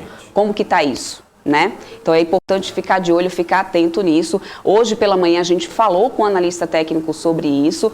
Na opinião dele, inclusive, ele reforçava Prio 3. O analista, se não conseguir, dá uma olhadinha aí na nossa playlist, você perdeu a nossa programação no início do dia, volta um pouquinho aí se você não conseguir voltar, com certeza já vai estar ali separados os vídeos aí na nossa playlist, que vai ter lá com certeza aí como alguns destaques, aí, alguns dos nossos vídeos nas nossas playlists, essa análise aí que foi feita hoje com o nosso analista aí na nossa programação aqui na BMC. E aí, é claro, é muito interessante que a gente fique de olho em tudo isso, né, Rafa? Exatamente, Débora. Inclusive, Débora, ainda passando aqui no chat, uma galera falando que eu sou a cara do Caio Coppola, né? Tem gente que fala isso desde que eu estreiei aqui na BMC. Vocês acham que eu tenho a cara do Caio Coppola, gente? Inclusive, um beijo pro Caio Coppola, né? Quando quiser trocar uma ideia, vamos trocar essa ideia. E será que ele investe, ô Débora? Será que não? Será que também a Gabriela Prioli, né? Que era lá quem debatia com ele, será que ela investe também? Enfim, mandem aí as suas sugestões no chat. Inclusive, continuando aqui sobre o chat, Débora, o Milton Guimarães, Luiz Filho, falando alguma coisa animou um pouco os mercados nessa última hora, hein? Daqui a pouco saberemos. Realmente, o que animou foi a estreia do Top News, né, Débora? Eu tô achando, Rafa, que a gente deu um pezinho aí nesse último time aí do pregão. Não sei não, hein? Não queria dizer não, mas já descobriram lá no chat.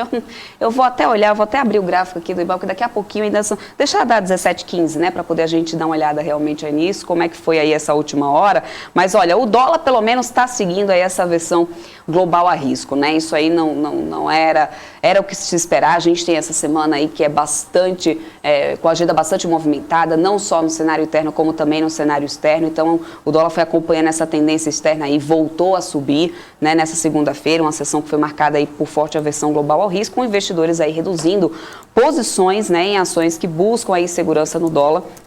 E com isso a gente viu aí o dólar subindo, né, e chegando aí ficar numa alta no final do dia de hoje. Mas nada mais do que aquilo que a gente vem realmente acompanhando. Tem essa questão aí, né, do calote aí da gigante chinesa aí de construção, a Evergrande, que a gente também já veio falando aqui durante da programação, que isso também tem pesado, né? Tem a política monetária, o Fed, aí o que vai acontecer aí na quarta-feira, né, aquela grande quarta-feira aí, né, que é a super quarta, que a gente também sempre fala por aqui, que acontece justo nessa semana. E por aqui a moeda acabou se afastando aí das máximas no final da sessão, com a notícia de que o presidente da Câmara do Senado estão aí empenhados em buscar uma solução para os precatórios. Bom, o que vai dar isso? A gente ainda não sabe. Mas vamos lá. Ibovespa que já encerrou os leilões aí do pós-mercado. Ô, Rafa, vou abrir aqui o gráfico, Rafa, para poder mostrar para o pessoal. Hein? Deixa eu só...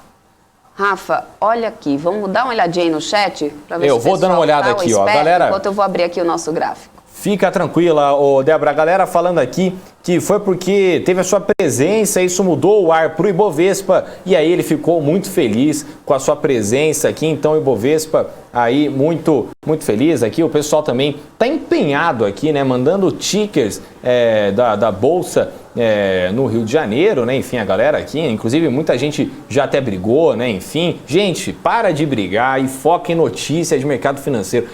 Quanto mais você briga, menos você cuida do seu dinheiro. Então foca em cuidar do seu dinheiro, foca em investimento, porque aqui a gente traz o quê, né, Débora? A gente traz informação que gera valor, entrevistando os maiores nomes do mercado. Inclusive a gente vai daqui a pouco chamar o grande Chicão Bulhões pra gente saber aí de fato, e aí, vai vir essa bolsa ou não vai vir do Rio de Janeiro? Qual que vai ser? Ó, o MPK aqui falando, olha que notícia sensacional, Débora.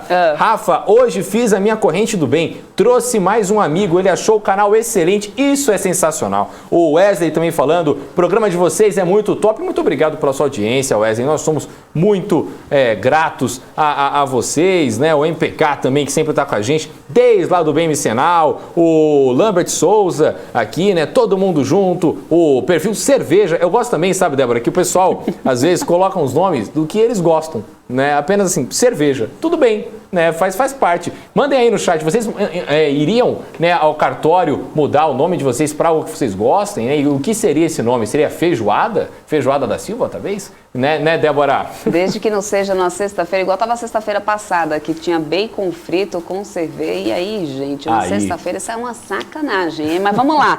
Vamos voltar aqui ao que interessa, só para a gente dar uma olhada aqui nesse Ibov, para a gente ir para o próximo entrevistado, que o secretário lá do Rio de Janeiro já está pronto aqui para a gente conversar com ele. Mas antes disso, o Ibovespa realmente aqui encerrou o dia com 2,33% de queda, Rafa. A gente fechou o dia com 108.843 pontos, só que a gente foi a mínimas aí hoje, né, de 111.434 pontos. Ou seja, olha a volatilidade desse dia, né, dessa segunda-feira, como foi aí bastante. A gente teve quedas aí, a gente teve queda de mais de 3% no Ibovespa hoje, né, ou seja, foi um dia muito volátil. A gente abriu, né, o pregão aos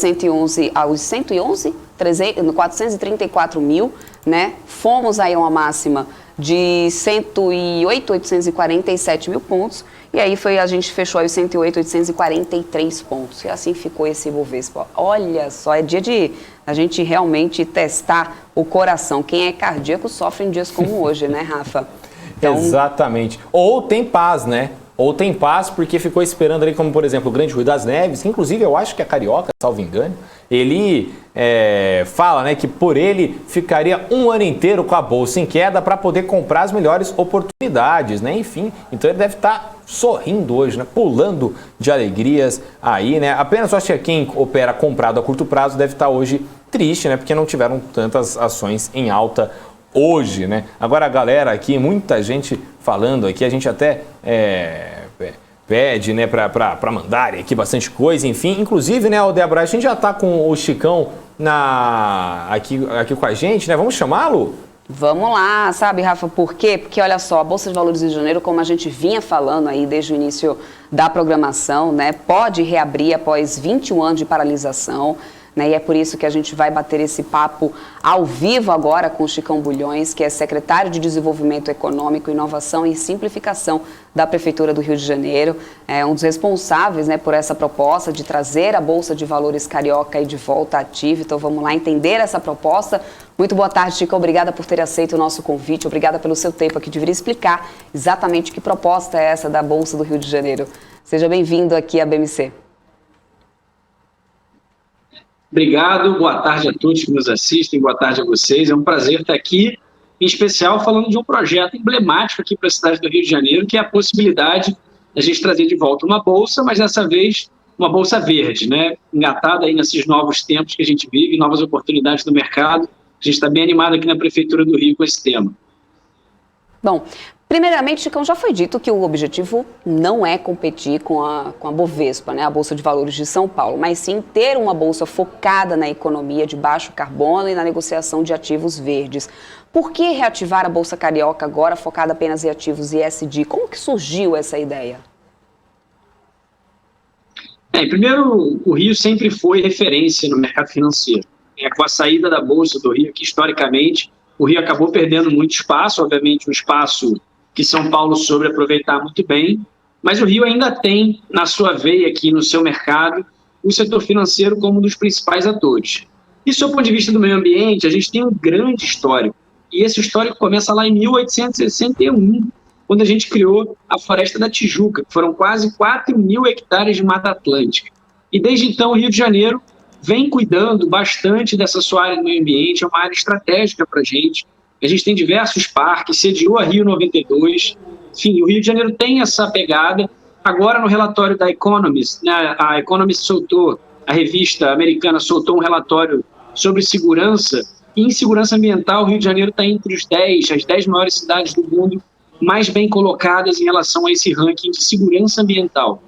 Então, a gente, na verdade, é meio que uma Arábia Saudita nesse tema, né? Se a gente fosse comparar com o petróleo, o Rio de Janeiro é meio que uma Arábia Saudita nesse tema, e a possibilidade de vários instrumentos financeiros ligados, obviamente, aqui nesses novos tempos que a gente vive, ESG, de mudanças climáticas, e de cada vez mais investimentos voltados para áreas de negócios de impacto social. A gente entende que isso é uma baita oportunidade, não só para quem já está aqui, né? A gente agora tem os investimentos também em saneamento que estão vindo com a venda da SEDAI, com essa nova concessão aqui, e para quem já está no Rio de Janeiro e quem pode olhar o Rio de Janeiro como uma grande oportunidade de lançar produtos no mercado. Basicamente, o que a gente fez foi criar um grupo de trabalho com multissecretarias, tem a Secretaria de Fazenda, a Secretaria do Meio Ambiente, a Secretaria de Desenvolvimento Econômico, que eu cuido aqui, estou à frente, Procuradoria, a gente juntou um grupo de trabalho especializado, a gente teve e colheu alguns resultados muito interessantes internamente sobre esse tema. E agora a gente está conversando com os atores privados. A gente vê muita possibilidade no mercado voluntário, né, não necessariamente no mercado regulado, mas a gente vem falando também com algumas bolsas já consolidadas, a gente vem tendo reuniões. Eu e o secretário Pedro Paulo, que é secretário de Fazenda, estamos bem ativos nesse tema. E, aliás, o prefeito Eduardo Paes, na sua época, lá atrás, deputado federal, já vinha tratando desse tema também, inclusive foi autor de propostas no Congresso Nacional sobre temas parecidos. Então, estou bem imbuídos aqui desse propósito da gente reativar o setor financeiro na cidade do Rio, claro, potencializando o que aqui já tem, que já existe, setor de seguros, gestoras, fundos que estão aqui, mas a gente entende que é uma possibilidade grande do Rio de Janeiro dar um passo além, dar um passo, né, pioneiro e ser a primeira cidade do Brasil tendo uma Boverde, uma bolsa verde aqui na cidade e que possa ser um marketplace para que os privados, para que os atores econômicos, não só nacionais, mas como estrangeiros, possam entender o Rio de Janeiro como um lugar de oportunidades aí nesse setor.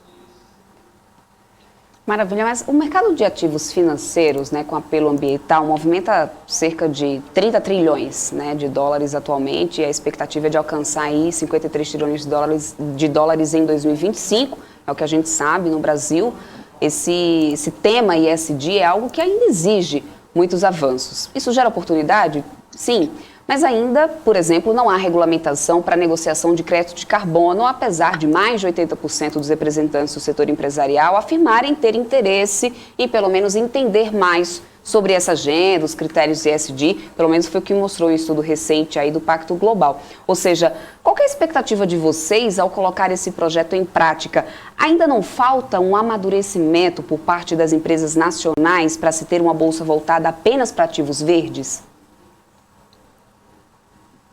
Sem dúvida, o nosso papel aqui é o papel do público, né? Claro que tem aí a parte do privado, que tem que se estruturar, tem a parte do privado, que tem o mercado, que aí é o mercado que dita o ritmo, o mercado que dita as regras, mas nós aqui do público precisamos estar atentos às oportunidades e criar as condições para que a gente crie os incentivos corretos para que o mercado prospere por aqui. A gente sabe que o mundo está engatinhando ainda nesse tempo, mas como eu falei, a gente quer ser pioneiro, a gente quer estar à frente. Então é claro que a gente precisa de uma interlocução constante com o mercado, ouvir o mercado para ter credibilidade naquilo que a gente está fazendo, e é justamente nessa fase que a gente se encontra agora. Então o mercado mesmo, ao ler as notícias que a gente vinha trabalhando nesse tema, nos procurou para dar alguns feedbacks. Então a gente está bem calçado e bem confiante de que a gente pode, obviamente, começar a fazer essa atração com investidores que já estão à frente também acostumados com esse tema, para que ele comece a se propagar e a gente comece a plantar as sementinhas aqui no Rio de Janeiro. Quem sair na frente, sem dúvida nenhuma, vai ter uma vantagem lá na frente e vai virar referência a isso que a gente quer. Muito claro para o mercado entender, nós cansamos aqui como cidade do Rio de Janeiro de ficar atrás de São Paulo em muitos aspectos. Com todo respeito aos nossos amigos paulistas, um abraço a todos, inclusive, mas o Rio de Janeiro quer retomar o seu protagonismo econômico. A gente tem muito espaço para isso.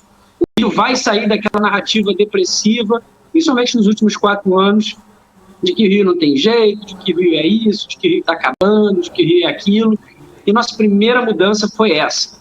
A gente está trabalhando em projetos estruturantes, em inovação, em tecnologia. A gente vai fazer anúncios grandes, muito em breve, em relação a esse tema, para além desse projeto da atração de investimentos em ativos verdes, da criação desse marketplace aqui.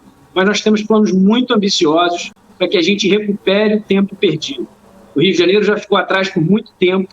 Em termos de mercado, a nossa prefeitura está imbuída aqui, acreditando em estabilidade, em segurança jurídica, em previsibilidade e, mais do que tudo, em credibilidade para fazer. Então, a gente está aqui imbuído desse propósito de tirar do papel. Não vou adiantar tantos detalhes ainda, porque a gente, obviamente, está terminando essa formatação e terminando de desenhar os atores que vão estar à frente, mas vários já estão em contato conosco, e a gente agora manda esse recado, então, para o mercado de ficar atento para o Rio de Janeiro, para não perder essa oportunidade. A gente está aqui para ouvir também, para ter feedback do mercado. Então, todos os atores envolvidos nesse tema são muito bem-vindos nesse momento para tratar junto à prefeitura, para que a gente possa deslanchar e aproveitar essa potência que o Rio de Janeiro tem nesse mercado tão para todo mundo, mas com tanto potencial. Maravilha, Chicão. Eu quero trazer aqui para o nosso papo o Rafael, que também é meu parceiro aqui, né, no Top News. Eu quase ia dizer no BMC Business, hein, Rafa? Eu senti. Aqui, Chicão, BMC Business era o programa que eu apresentava. Hoje a gente está aqui, ó, dando o pontapé inicial nessa programação 9. Você está estreando aqui no nosso primeiro programa. Então, Rafa tem perguntas aqui para você também. Exatamente. Obrigado, Débora. Bom, novamente, seja muito bem-vindo aqui ao Top News, ô Chicão. Bom, Chicão, eu queria te perguntar que, na prática, teoricamente, essa não seria a primeira tentativa de criar uma Bolsa Verde aí no Rio, né? Há uns 10 anos, um empresário fundou a Bolsa Verde do Rio, que, apesar do nome, hoje funcionam como uma consultoria para o desenvolvimento de mecanismos de mercado para uma economia de baixo carbono. O que vocês pensam em fazer de diferente para não tornar aí, a BV Rio aí mais uma consultoria, né, essa nova Bolsa do Rio de Janeiro, Chicão? Boa, Rafa, obrigado. Bom, não sabia que estava estreando o quadro aqui, ainda mais especial. Então, 2 estreias, a Bolsa Verde no Rio e a estreia no quadro. É um prazer, então, estar aqui mais uma vez com vocês. Rafa, basicamente, a gente está aqui tendo o olhar do público também. E a gente sabe que no mercado regulado a gente depende muito do governo federal, depende do Ministério da Economia entrando nesse tema. A gente sabe que tem vários integrantes da alta cúpula aí do governo federal, em especial na economia, né, pessoas do Banco Central, pessoas do BNDES. Sabemos que tem muita gente que gosta muito desse tema, entende que ele é um tema do presente e do futuro em especial, e que tem feito muita pressão, inclusive no âmbito federal, para que a gente pudesse trazer uma regulamentação adequada que potencializasse ainda mais esse tema. Agora, como cidade, a gente não resolveu que ia ficar só sentado esperando. E aí nós somos resilientes. Claro que a cidade do Rio de Janeiro vai ter sempre tentativas e erros, mas nós somos resilientes, a gente vai sempre tentar até acertar. E a nova abordagem é a gente regular isso, obviamente, com incentivos para que o mercado voluntário atue aqui, para que esses marketplaces possam deslanchar e para que a gente tenha um diferencial competitivo em relação aos outros entes federativos, ou seja, estados e municípios, e que a gente saia na frente para a atração desses investimentos para cá. Eu não vou adiantar ainda em detalhes quais as medidas que a gente vai tomar, porque a gente está em fase de negociação com alguns atores importantes para isso, mas o que eu posso dizer é que a gente vai ser bem ousado. De novo, queremos transformar o Rio de Janeiro em referência, queremos ser pioneiros. Sabemos que várias entidades privadas, vários atores privados já atuam nesse tema e têm tentado alavancar esse tema não só no Rio de Janeiro, como em outros lugares. Mas agora a Prefeitura do Rio de Janeiro está entrando de cabeça nele. Então, o grande diferencial é que o poder público, dentro daquilo que lhe compete, e a gente sempre entra aqui no muito ajuda quem pouco atrapalha, e essa é a nossa filosofia aqui de trabalho. A gente sabe que o público tem os seus entraves e não atua. O nome da Secretaria, além de Desenvolvimento Econômico, é Inovação e Simplificação, que a gente está numa agenda bem ousada aqui de desburocratização, né, dos processos para que as pessoas possam ter as suas empresas, os seus negócios aqui no Rio. Temos passos importantes na integração dos licenciamentos, na revisão de metodologia das licenças de obra, que agora estão sendo dadas em 30 dias, só com uma mudança de metodologia, de análise de responsabilização do próprio privado, sem mexer no mérito das leis. Migramos tudo isso para a digitalização. Já mandamos um projeto de lei para a Câmara. Queremos aprovar a Lei da Liberdade Econômica Local, que vai dar uma facilidade gigantesca para quem quer abrir empresas aqui, quem quer ter novos negócios aqui, nas atividades de baixo impacto, de baixo risco. Então, tudo que a gente está fazendo aqui é para criar um ambiente regulatório mais favorável na cidade do Rio de Janeiro. Estamos conseguindo uns passos importantes nesses primeiros 6 meses, mas a gente ainda tem muito trabalho a fazer, a gente sabe disso. Mas não adianta a gente só caminhar nessa estruturação, né, de burocracia e de regulatório, sem que a gente tenha uma clareza também como cidade para onde a gente quer ir e quais potencialidades a gente quer explorar. Por isso que a gente está abraçando essa nossa veia aqui de inovação e tecnologia. A gente tem muita ciência sendo produzida no Rio de Janeiro. A gente tem muita gente bem formada. A gente tem muito conhecimento sendo produzido aqui. Mas a gente exporta as boas cabeças. A gente transforma pouco esse conhecimento em negócios. Então, essa parte dos ativos verdes, está muito atrelado com essa nova linha de inovação e tecnologia da cidade do Rio de Janeiro. A gente está investindo muito em alfabetização tecnológica, está com um programa ousado nisso também. A gente está lançando o Porto Maravale, que vai ser um projeto bem ousado também na região do Porto, mas que vai envolver a criação de um hub de tecnologia ancorado com a universidade de ponta, que ainda não existe no Brasil, mas vai passar a existir, com atores muito relevantes. A gente vai fazer esse anúncio muito em breve, e tudo isso dando esse passo para que o ecossistema de negócios no Rio de Janeiro possa melhorar. Então, não é apenas uma ação, não é apenas um caminho que a gente está seguindo aqui de só querer ter uma bolsa verde, ponto final. Nós queremos ter isso dentro desse novo ecossistema e, obviamente, repito, dentro de um pioneirismo de enxergar toda essa riqueza verde que a gente tem aqui, que é internacionalmente reconhecida, esse potencial, esse mercado aí de carbono, esse mercado com esses novos produtos, que até o próprio mercado hoje está conhecendo melhor, e a gente trabalhar isso muito bem com quem já tem essa expertise hoje no mercado, para que a gente possa atrair esses atores para cá e começar a fomentar esse trabalho aqui e, obviamente, nesse caminho de ser mais competitivo que outros lugares, mas torcendo, Rafa, para que o governo federal faça parte dele na regulamentação desse tema também, que para nós seria muito importante. Perfeito. Inclusive, eu ia passar agora para a Débora, mas eu ia até fazer agora uma pergunta, né? Você citou sobre o governo federal. Houve já algum aceno em relação a eles apoiarem uma criação dessa bolsa no Rio, ou ainda há algum empecilho nessa conversa, ô Chicão? Do Banco Central e do BNDES, sim, tá? Mas no Ministério da Economia propriamente não, mas certamente a gente vai procurá-los para a gente conseguir evoluir nesse tempo. Perfeito, então. Vou passar agora então para a Débora aqui, que ela tem mais perguntas, né, Débora? Na verdade não, Rafa, na verdade é para poder a gente cumprir aqui o horário direitinho do nosso entrevistado. Eu quero me despedir, eu quero deixar claro aqui o espaço para que o Chicão, né, faça as considerações finais dele. Fica aqui o espaço para que você deixe aqui, volte aqui para poder trazer mais novidades, né? Assim que puder, como você falou, iria perguntar sobre a que pé está os estudos, o que está faltando, mas você falou que não pode adiantar muita coisa, então assim que puder, Chicão, conte aqui com esse espaço para poder falar mais sobre essa Bolsa Verde, que não é mais porque a Bolsa Verde do Rio já existe, né? Então vamos falar aí sobre essa nova Bolsa do Rio de Janeiro. Qualquer novidade, conte com a gente, conta com esse espaço aqui. A gente fica aqui de olho, então, e aguardando aí novidades em breve de vocês. Muito obrigada, Chicão. Obrigado, Débora. Foi um prazer estar aqui com vocês. Pode ter certeza que a gente traz aqui, assim que a gente puder dar mais detalhes, a gente traz aqui em primeira mão para vocês. Obrigado. Maravilha. Esse foi aí o Chicão Bulhões, que é secretário de Desenvolvimento Econômico, Inovação e Simplificação da Prefeitura do Rio de Janeiro, um dos responsáveis aí por essa proposta de trazer a Bolsa de Valores Carioca de volta ativa aí com ativos, né, realmente aí voltados para o ESG. Bom, mas a gente tem semana de reunião de Copom, né, marcando aí talvez essa precificação aí, né, com essa decisão do Banco Central, e é isso que a gente vai repercutir, né, com essas expectativas aí do mercado. A gente vai repercutir isso agora com o Héctor Sanches, que é economista, chefe da Ativa Investimentos, já está aqui com a gente. Muito obrigada por ter aceito o nosso convite, Héctor, muito obrigada por estar aqui conosco. Vamos lá falar desse Copom. Vamos lá, muito obrigado pelo convite, é sempre um prazer. Maravilha, Héctor. E a gente está dando aqui esse pontapé inicial no Top News, que é o novo programa de fechamento de mercado aqui na nossa programação. E começamos numa segunda-feira daquelas, né? O Ibovespa bem mal-humorado, semana de Copom, semana também de FONC lá fora. E com esse pregão em queda, né, a gente tem agenda importante aí, como eu te falei, acontecendo, principalmente aqui no Brasil, que é essa reunião do Copom que começa amanhã.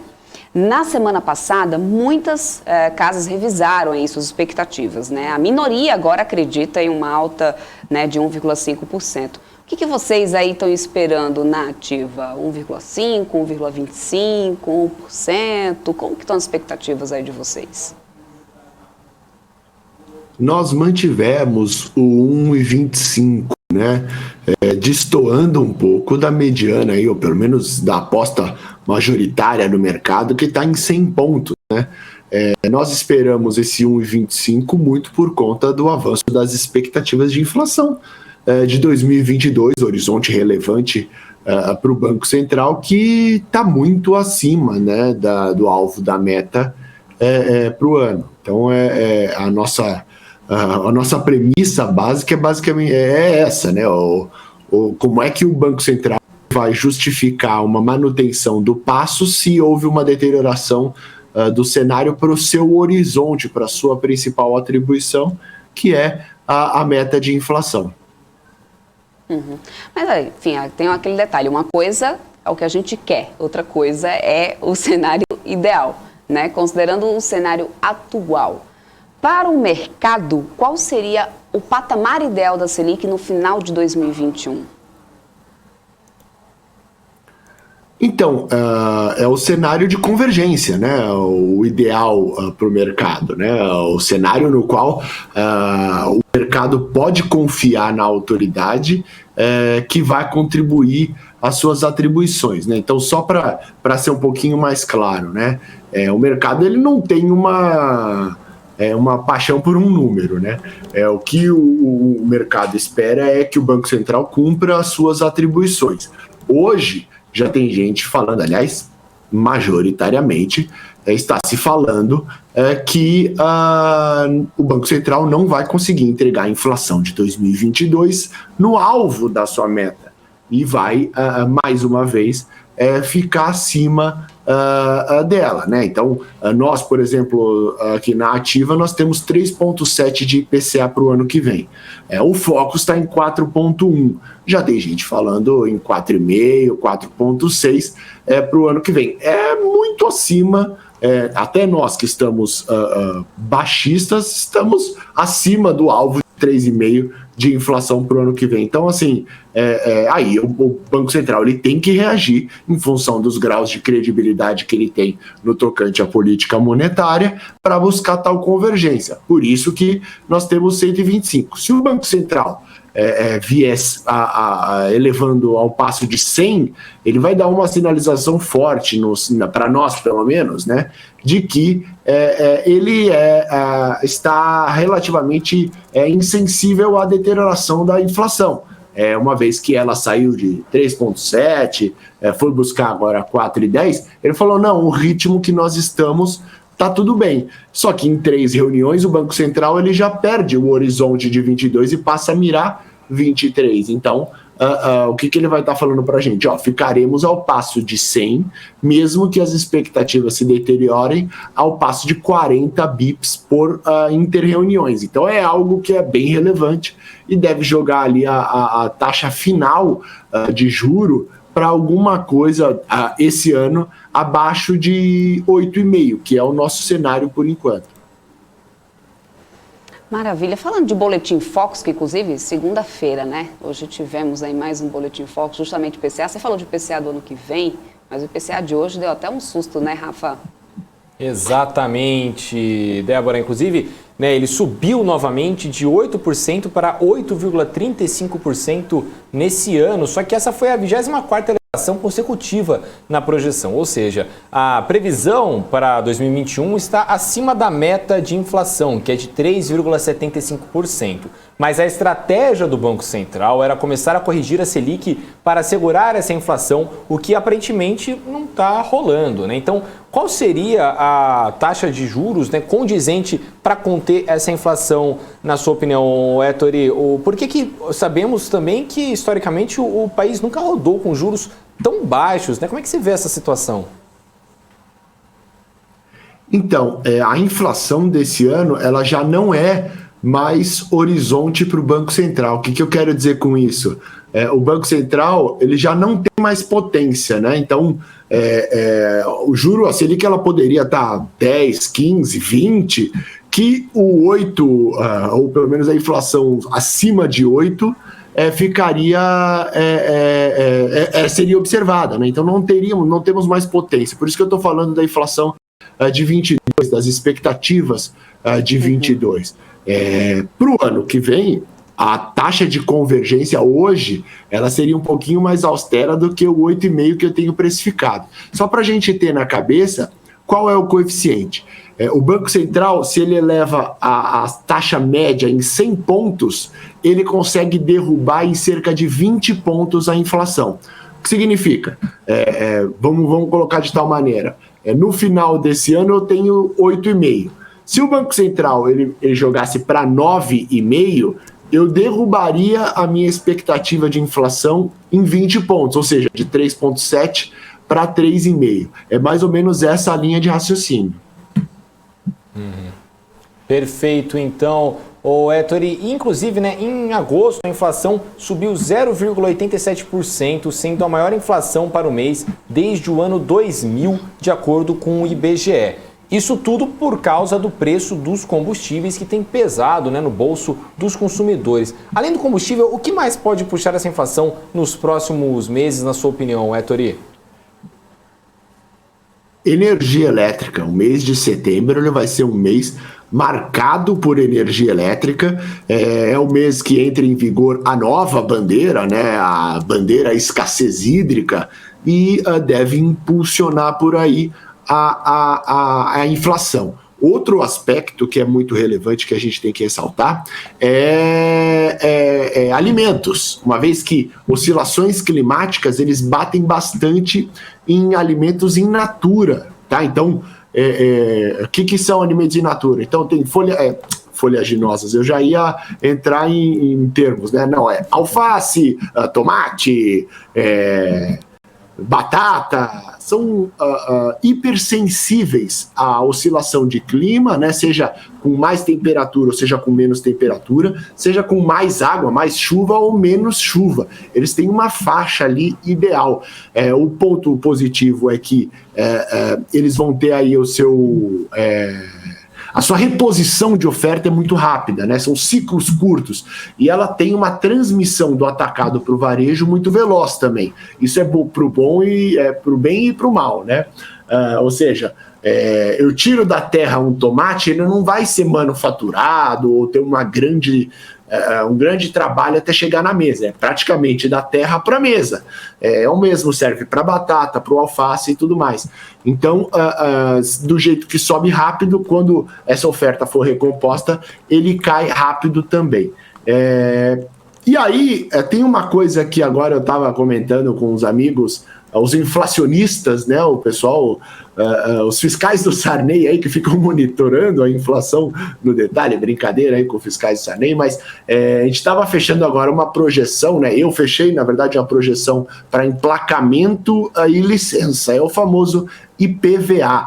Me deu uma relativa assustada, né, uma vez que o IPVA ele é o percentual do valor dos automóveis referentes a setembro do ano anterior. Ou seja, pode ser que a gente assista, como os preços de automóveis subiram bastante, pode ser que a gente assista o IPVA subindo cerca de 15%.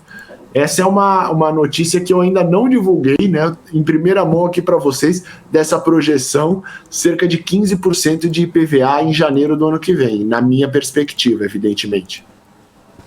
Perfeito, Ettore. Bom, vou chamar agora a Débora, né, que inclusive já está com um gráfico de todo o setor elétrico para a gente, né, Débora? Exatamente, né, já que o Ettore falou aqui que o setor de energia elétrica é o que pode acabar puxando aí essa inflação, né, a gente sabe que, por um lado, pode acabar beneficiando, a gente sabe que tem o mercado precificando esse setor, inclusive, né, alguns papéis acabaram subindo um pouco mais, já de olho nessa tarifa um pouco mais alta, né? E aí acabou favorecendo alguns que, se a gente olhar aqui, no acumulado do mês, tem alguns papéis que, inclusive, estão acumulando alto. Olha só, Neoenergia cai 4,27% no acumulado do mês, tá, gente? CESP está agora aqui acumulando alta de 4,66%, a Alupar está agora acumulando alta de 0,61%, a AES acumula queda de 4,79%, Engie 3 acumula alta no mês de 1,63%, CPFE está acumulando alta no mês de 5,61%, olha aqui, CEMIG, alta de 12,81% no mês. CPLE 6 está acumulando alta de 4,52% aí no mês. Ou seja, apesar dessa questão da crise hídrica, que a gente sabe que é uma coisa que tem preocupado bastante, tem a questão do apagão, né, e tudo mais, que isso realmente preocupa todos os brasileiros, né, o preço da energia vai pesar mais no bolso dos brasileiros, mas, por outro lado, a queda do setor não tem sido assim tão pesada como se esperava. Isso a gente também já vem falando um pouco aqui na programação da BMC, né, Rafa? Exatamente, Débora. Bom, deixa eu chamar de volta aqui o Ettore para a gente bater um papo. O Ettore, você falou agora há pouco, né, que o Banco Central ele não está com potência esse ano, né, ele não está vendo mais esse ano. Mas, bom, a gente está em setembro, né, e o pessoal, né, a gente está, todo mundo, né, com a conta de luz explodindo, né, o pessoal não conseguindo comprar, né, os alimentos básicos no supermercado. Então, o que o povo deve recorrer aí? A gente tem que só, enfim, se acostumar e vida que segue até pelo menos o ano que vem? Ou tem alguma movimentação que o investidor, né, e a pessoa mesma, né, não precisa nem ser investidor, né, mas a pessoa física comum deve ficar de olho aí para ver se melhora as coisas, o Ettore? Isso daí é a lição de casa que a gente tem nas finanças pessoais caseiras, né? A nossa mãe, aquela pessoa que gere as contas em casa, elas nos ensinam muito bem, né? Pesquisar é muito relevante nesse momento e fazer a substituição. Essa é uma crítica econômica severa aos índices de preço. O que eu quero dizer com isso? Índice de preço, ele não considera efeito substituição. Então, vamos supor, o Rafa, ele está acostumado ali com o seu churrasco de carne top, não sei o que e tal, não. Só que o bolso dele está apertando com o preço da carne. ele alterna isso daí para uma outra coisa que ele gosta, por exemplo, que é o suíno, ou ele gosta muito do frango, é o efeito substituição. O IPCA, ele vai captar isso de maneira indireta. O que significa isso? O peso do índice ele vai continuar igual e a gente vai ter que ter a reponderação através dos preços relativos. Ou seja, não é muito pouco sensível ao efeito substituição. Só que no orçamento da gente, no orçamento da dona de casa, esse efeito substituição é muito relevante. É muito relevante porque é a mesma coisa da gasolina e do etanol. A gente troca de gasolina para etanol com os veículos flex. Então, pesquisamos e promovemos o efeito substituição. Hoje o Banco Central ele não tem mais potência sobre a inflação desse ano por conta da transmissão, dos canais de transmissão da política monetária que operam em defasagem. Por quê? O Banco Central ele sobe o juro básico e aí isso vai precisar encarecer o crédito, as pessoas vão precisar ter ciência disso e optar por não consumir através do crédito, ou seja, é muito longo. O Banco Central vai ter que subir o juro, as pessoas vão ter que ter um capital disponível para repensar a alocação de recurso para optar por consumir no futuro, ou seja, é uma transmissão mais longa. Então, no final das contas, é por isso que eu disse que o Banco Central não tem mais potência para esse curtinho prazo, ele não consegue mais afetar o 2021, ele já olha diretamente para 2022. Por quê? Porque aí o juro subiu para 8, 8,5, que é o nosso cenário, aí a Débora, ao invés de falar, bom, eu ia comprar um negócio, mas olha, está compensando tanto deixar o dinheiro ali na renda fixa ou outros investimentos que estão tendo uma remuneração melhor, eu vou consumir isso lá na frente com o juro. E aí ela fez o raciocínio intertemporal de alocar o consumo para o futuro e não fazer agora. E aí, com isso, a inflação vai cedendo em função de uma queda na demanda. Então, assim, são diversos os canais de política monetária, mas eles todos operam em defasagem ao que a gente consegue observar na inflação. Entendi, Ettore. Bom, a galera aqui, né, mudando aqui, pessoal, a gente começa a falar de economia, de inflação, e aí o pessoal começa a brigar sobre política. Gente, novamente, para de brigar sobre política e foca em notícia de investimento, gente. Pelo amor de Deus, sabe? Aqui a gente está aqui com vocês aqui para estar do seu lado, para investir. Não é mesmo, Ettore? O Ettore aqui deu uma risada aqui que ele concorda, não é mesmo? Enfim, inclusive a Débora, grande Débora, tinha perguntado aqui o que eles esperam da Selic, né? O Lambert falando aí, né, que deve se concretizar a 1,25. Ô, Ettore, a gente viu, né, uma mudança, né, da previsão aí de várias casas, né? Por que está ocorrendo essa mudança, né? Tinha uma galera né, apostando a 1,25, depois foi para 1. O que está ocorrendo? Qual é essa movimentação e para onde é que vai? E se vier fora disso, o que vai acontecer? O pessoal tem que se desesperar? Primeiro, vamos com calma, né? Só um comentário a respeito da política. A política é importante a gente saber e discutir para chegar a algum lugar. Não pode deixar a gente cegar. Cegou, meu amigo, você não consegue enxergar, você vai dar com a cara no muro. A não ser que você tenha algum treinamento, né, já com mais. Então, o ponto é esse, a política não pode deixar você ficar cego, você tem que saber porque eles guiam o rumo do Brasil. Agora, no tocante ao que mudou, Roberto Campos Neto, né, o Roberto Campos Neto, ele fez uma declaração pouco tempo antes do início do período de silêncio, dizendo que não é qualquer alteraçãozinha, não é qualquer surpresinha, brincadeira com o diminutivo, mas não é qualquer número do IPCA ou qualquer número de alta frequência que vai fazer a gente alterar o passo de elevação de política monetária. O que significou isso, né? Que todo mundo ouviu. Na semana anterior, o IPCA tinha surpreendido em 20 pontos o mercado. Ele praticamente deu um downplay, né? Ele deixou de lado essa surpresa, né? No final das contas foi isso, seguiremos no mesmo ritmo. Eu ouvi isso, incorporei no meu modelo, olha, Banco Central, o Roberto Campos, ele não está querendo saber dessa surpresa inflacionária para mudar o guide. O ponto aí é o seguinte, que não foi apenas uma surpresa, né? Tivemos, evidentemente, uma surpresa com o número da inflação corrente, mas também tivemos o avanço sistemático das expectativas de inflação para 2022. E isso me fez ficar no 1,25, porque eu acho que isso não vai ser negligenciado pela autoridade. Por quê? Porque fica difícil, através da comunicação, a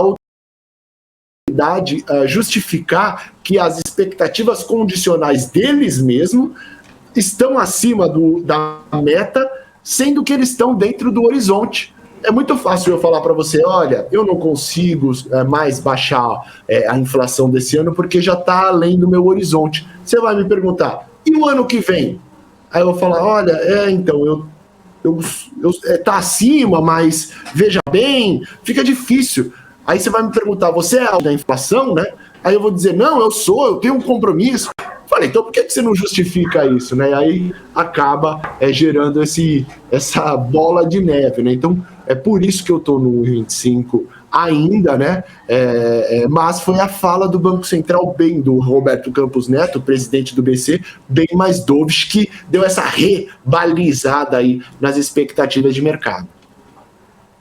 Perfeito, então, Ettore. Bom, deixa eu só chamar então de volta aqui a grande Débora, né? Porque já estamos chegando aqui no encerramento do programa, né, Débora?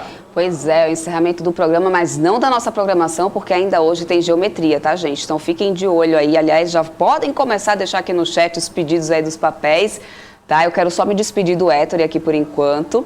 Tá, Ettore, muito obrigada pela tua participação, pelo teu tempo de vir até aqui, né, já fazer essa prévia, que é essa expectativa aqui do Copom, que a gente sabe que até quarta-feira realmente, né, vai movimentar esse mercado, até sair finalmente essa decisão.